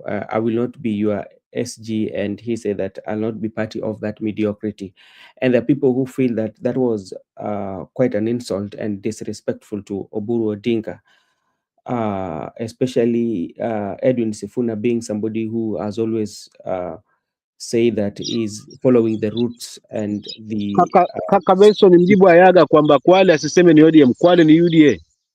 Kwale ni UDA, si ODM. Kwa sababu ODM ni senator tu Isa Jumabo tulimpitisha hapa, na wa UDM ambaye naye pia aliweza akatoka kula kakwiti na amerudi paso. Hao ndio viongozi ambao, na Masito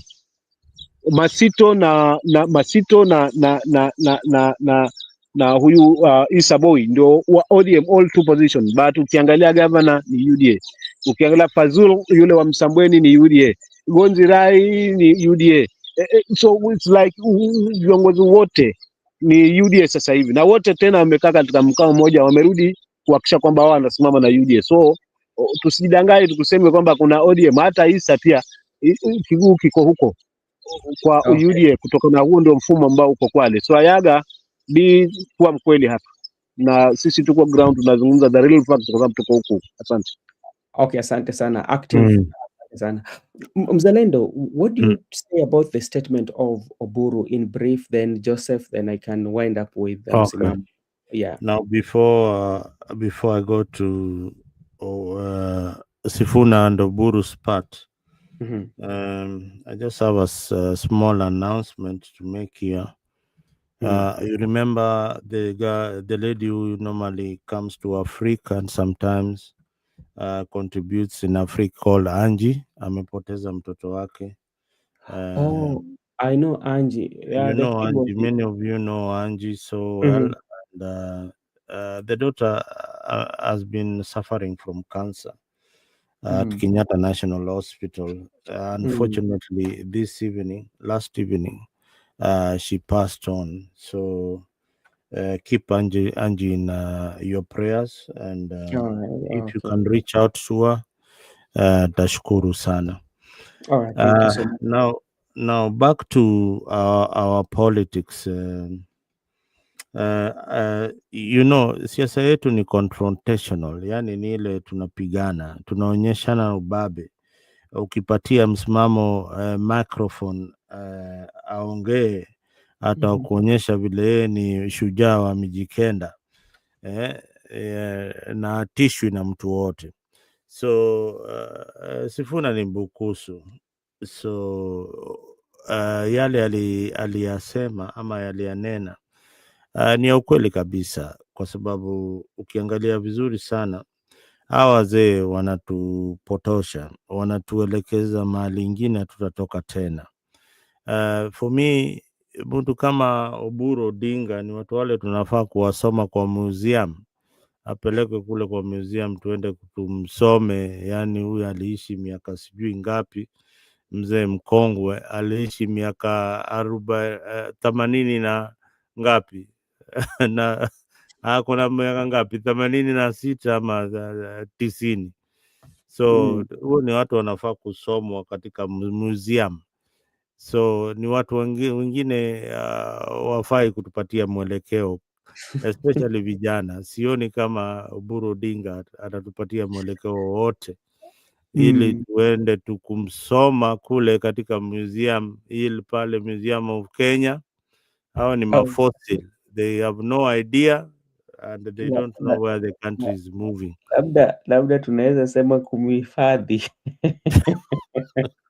Kumhifadhi, huyo ni mtu anafaa kuhifadhiwa kama wale Zinjanthropus na nini, asomwe mamishipa manini.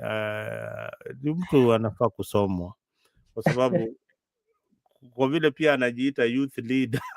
Sasa unajua huyu ni mtu wa vituko sana. Mzee mkongwe sana anaitwa youth leader. Na pia ukitazama vizuri sana, uchaguzi kuitwa sahihi na ODM iseme ina presidential candidate wao watakuwa ni Oburu Odinga. Oburu Odinga macho alisema yeye macho siku hizi haoni, lakini yeye ndio party leader. Na ukiangalia mtu kama huyo jamaa anaitwaje, nimemuona pale anaongea sana, huyu Ayanga, tafadhali usikue watu wale tunaoitaga village bimbo. Village bimbo ni watu umesoma sana, lakini unafikiria ni kama mtu anachunga mbuzi ama ng'ombe. So Kenya imesonga sana, na ile kitu ile ningekosoa kidogo. Kuna uzuri tunaona huku mbele, na vile Ruto anazidi kumeza hizi machama ndogo ndogo ama chama kubwa kubwa anazimeza, ni mzuri. Msimamo ni mzuri. Kwa sababu nasema ni mzuri, Kenya tuko na machama zaidi ya 200, political parties zaidi ya 200. Hizi political parties zile views zinasimamia, sijui ni nini zinasimamia hizo zote. Political parties 200. Marekani tuna political party hata zipiti 3. So hizi chama zikimezwa, wakuwe ni chama moja, wanafikiria moja, then nao wengine watarudi wote kwa upinzani, wakuwe ni nguvu moja. So tukienda uchaguzi, tunajua kuna chama cha upinzani na chama cha utawala. So hiyo ni ishara mzuri inaelekea, although inakuja vibaya, lakini ni ishara mzuri. Hizi chama ndogo ndogo zikiweza kumezwa na UDA, wacha zimezwe. Kama ODM inataka kumezwa, wacha imezwe. Wacha imezwe. Hakuna issue yoyote ina represent ile itasaidia mwananchi sahihi na wako kwa serikali. Ile chama zile itasaidia wananchi sahihi, wale watakosoa serikali ni wale wako kwa upinzani. Okay. Yeah, hiyo ndio maoni yangu kaka, na nimeshukuru sana. Okay, asante sana. Usitoke, wacha ndugu yetu atumalizie. Labda Mzalendo, we kauli yako ni vipi kulingana na yale maneno Sifuna alisema kwa Oburu kwamba we siwezi kuwa SG wako na utafute SG? Leo tumekushika off guard hapo kwa sababu kuna msimamo na Mzalendo, na mara nyingi wewe unastiki kwa Mzalendo. Sasa leo Mzalendo yuko papa hapa na msimamo yuko papa hapa, leo patamu mbona hapa. Unajua mara mingi bwana, kuna siku msimamo amenitoroka, ameniambia kwenda kabisa bwana, huyu jamaa sitaki kumsikiza. Kaka, mimi hakika, wacha nikwambie, mimi na hulka yangu kwanza, nina kitu kimoja ambacho ninacho, ile humanity. Wote ni binadamu, wote ni wanadamu. Kutofautiana mawazo si tutofautiane akili, hapana, kwa sababu mwisho wa siku tutahitajiana. So tukija hapa kama tumechambana lakini haimaanishi ati nimetengeneza uhadui kiasi kwamba nimuone Mzalendo basi nisimsalimie, nisimpe maji ya kunywa, nisimpe karimu, basi nitakuwa nimebuketi bwana. Nini? So wasiweke hapo mimi. That's why unakuta mimi nikikupata umefungua show ni vile sijapata tu nafasi ya kwamba nimeona show yako, labda vile sija subscribe, but nitumie link, have my number, nitumie link, nitakuwa kwa show, kwa sababu kakaangu mkubwa ni kwamba mimi lengo kubwa hapa ni kuhakikisha kwamba hamasa inaingia kila mahali. Maybe hii sauti ya msimamo itaweza kupata watu wawili watatu ambao watasimama katika msimamo na waelewe hili taifa liko katika mikono yetu. Wacha nikuambie msimamo kabla uendelee. Wacha tu nikushukuru kidogo. Wacha nikushukuru. Ile muda umechukua sasa ni zaidi ya karibu miaka 4 kukuja kwa mtandao na kuongea siasa. Na kuambia usione ni kama ulipoteza wakati. Umetengeneza marafiki, umeelimisha watu na watu wamefaidika sana na msimamo wako wakati unatokea katika hizi YouTube channel, kwa sababu hapa tunaongea vitu ambao zinafanyika kwa ground. Sisi tukitaka kujua watu wa Mombasa wanafikiria nini, msimamo watatuambia nini inafanyika kule kwa ground vile kunaendelea. Tukitaka kujua uondo huko Europe kunaendelea aje, Goodia atakuambia hapa kuko hivi na hivi.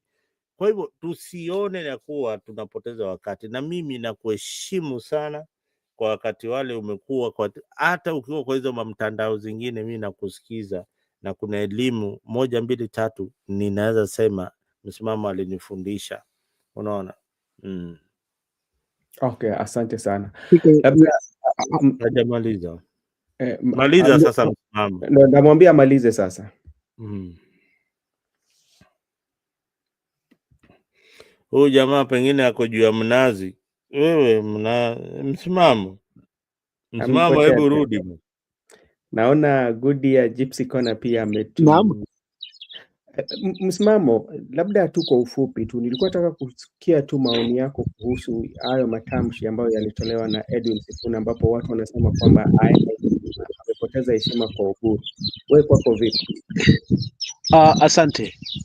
Mimi naona hajapoteza heshima, lakini amezungumza kile kiko ndani ya nafsi yake, na amesema kwamba siwezi kuwa SG wa Oburu, meaning Linda Mwananchi na Linda Ground ni chama ya Oburu sasa hivi, na wale ambao ni wandani wake, kina Junet, kina Wanga, kina Mbadi na kina Opio.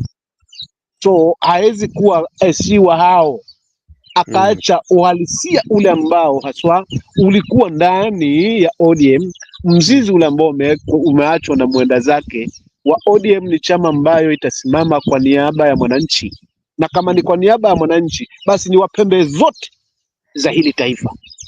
Huo ndio uhalisia wa ODM, na unakuta hata 2002 ODM lisimama upinzani kukinzana na kile ambacho kinatendeka kwa serikali. The new ODM ambayo sasa ipo ni kwamba sasa hiyo inalipiza kisasi one community, sehemu moja tu, maeneo ya mlima, kwamba nao lazima mlima nao waingie pale pale ambapo tulikuwepo na sasa tunajitoa pale. So unakuta katika hiyo hali inautoa ule uhalisia haswa na uhalisia na upenzi wa ODM haswa katika utaifa, inauvua katika utaifa, sasa inauleta katika ueneo. So inakuwa ni chama ya eneo ama chama ya jamii, of which that's si hiyo. Na ndio maana nasema ODM ile ambayo ni ya Oburu, siwezi kuwa SG wao mimi, bado nitakuwa SG wa ODM ile ambayo haswa naamini kwamba imepikwa. Hii sasa ambayo mzee Orengo amesimama kidedea, hii ambayo inamwacha Winnie hajui asimame wapi mtoto wa kike huyu haswa, ambaye ana hamu kubwa ya kuweza kuvivaa viatu hivi vya baba yake. Unaona, yani ana hamu, kama angepewa nafasi basi anaamini kwamba hasika ODM hii ingependwa na kila mtu, kwa sababu angejia yale haswa ususu, angeleta uongozi mpya huu wa chepukizi. Unaona, na ODM pia ingeweza kusonga mbele zaidi kuliko ni mahali ambapo sasa hivi ODM imejikita na imesimama hapo. So kwa kweli mimi kwa swali hilo ambalo umeniuliza, mimi sioni kibaya kwamba amemtusi ama amemkosea ama amemvunjia heshima Oburu, but alisema aswa hii ODM ya Oburu, meaning si Oburu tu but all acts ya kina Oburu, kwa sababu Oburu, mzee Oburu mwenyewe anasema sisi hatuwezi toka hapa kwa sababu ndugu yangu alituacha hapa hapa na tutabaki hapa hapa. Unaona, meaning kwamba wao wako because of power, wako kwa niaba ya power, lakini hawapo kwa niaba ya kuweza kulibadili hili taifa, haswa kutokana haswa na uongozi ambao upo, na tupate uongozi ambao utakuwa unamjali kila mtu, unampa nafasi kila mtu, unampa maendeleo kila jamii. Yani isihisi kwamba itakuwa jamii ile imetengwa kwa sababu haina uongozi kule, haina wajumbe wa kuweza kuwa represent. Isionekane kwa sababu wana wachache wa wajumbe kule, jamii kwa sababu ni ndogo, so iko na watu wawili ama mtu mmoja, basi haisikizwi, kwa sababu anayesikizwa ni wale ambao ni wengi, kwa sababu wataleta kingi wakati wa kura. Unaona, so tuondokane katika hiyo hali, katika hiyo ya hilo taifa. So to me Sifuna yuko sawa kuzungumza kile ambacho anaona kwake. Sasa sijaona kwamba hapa kuna kumkosea mzee wetu heshima. Alright. Lakini nikimalizia, mwenye kukosewa heshima ni yeye, kwa sababu kuondolewa kwake hakujakidhi vigezo. Hili mahakama limethibitisha, japo hawezi toa suluhu la ODM. Unaona, lakini kweli haswa ule mfumo mzima uliotengenezwa haswa kuweza kumwondoa huyu bwana, hata kama hakuwa na adhabu, hatuoni kosa, kwa sababu kosa lake ni kwamba mimi sitafungamana na hii serikali ambayo iliamuru haswa vijana wetu haswa wakienda maandamano wapigwe risasi kwa miguu, na mimi sitasimama hapo. Na ana haki kwa sababu ni mwana Kenya, ana haki kwa sababu ni kiongozi, ana haki kuzungumza yale. So kwa hili sidhani kwamba huku ndiko kukosa adhabu kwa chama, kwa sababu kama angebaka pakasema na mimi pia ni miongoni mwa Linda Ground, nadhani angekuwa sasa hivi ni SG, wala hakungekuwa kunazungumziwa lolote lile kama angejiunga swa upande huu. Kosa lake ni kuweza kukinzana na kusimama katika uasilia ule wa ODM, kwamba ni chama ambacho kitakuwa kunakosoa haswa, ni chama ambacho tunakitegemea kwa kukosoa kile ambacho serikali inafanya chini ya maji, hatukielewi. Unakuta baba alikuwa anazuka na tueleza kwamba kuna jambo fulani linafanyika, na kweli hilo jambo huwa linafanyika. Ndio maana tuliweza kumwamini mzee haswa katika hiyo hali, na ndio maana tuliweza kuamini chama haswa kwamba wale ambao wanakuzwa katika hiki chama basi ni viongozi ambao hakika kweli wanaaminika katika hili taifa. So to me sidhani kama hapo amekosewa heshima, yeye ndo alikosewa heshima, wala hajakosea mtu heshima. Asante. Okay, asante sana kakangu kwa maoni yako. Pia ningependa kuchukua nafasi hii kushukuru wale ambao walikuwa na sisi. Judith alikuwa hapa, Paulo alikuwepo, tunasema asante sana. Vivian tu, asante sana. Tulikuwa na Eric Ayaga pia, asante sana kujiunga na sisi. Tukakuwa na Active Wisdom, also thank you so much for joining us. Nyamu Elemisi, Nyamu too. Thank you so much. Good year. Thank you so much. It's almost 2 hours. We've been on conversation about the politics of the day. I hope and I believe tomorrow too, that is Sunday morning, we will be here with Mzalendo and all our panelists to give our views on the issues that are trending in the political landscape. And we were streaming in 2 channels, that is Afrique 24 and Brother Benson Media. If you are new in those 2 channels, you can subscribe so that when we go online, the YouTube will notify you, so you become part of the conversation. With those few remarks, let me take this opportunity also to thank my panelists, that is Mzalendo and Musimamo. They usually bring me confusion sometimes. When I'm with Musimamo, I will always call him Mzalendo and vice versa. So yeah, but Shama namba with Mzalendo Swazi can send me the link wakati akifungua channel yake pia niweze kuingia huko. Okay, asante sana. Unajua huyu jamaa namba yake ya simu. Wacha kwa hebu weka hiyo namba yako hapo. Ni kwa private chat bana. Uko na namba yake Ben? Enda kutumia. Sawa. Nitumie namba ya Msimamo. Okay, sawa. Asante sana and may God bless you all. All right.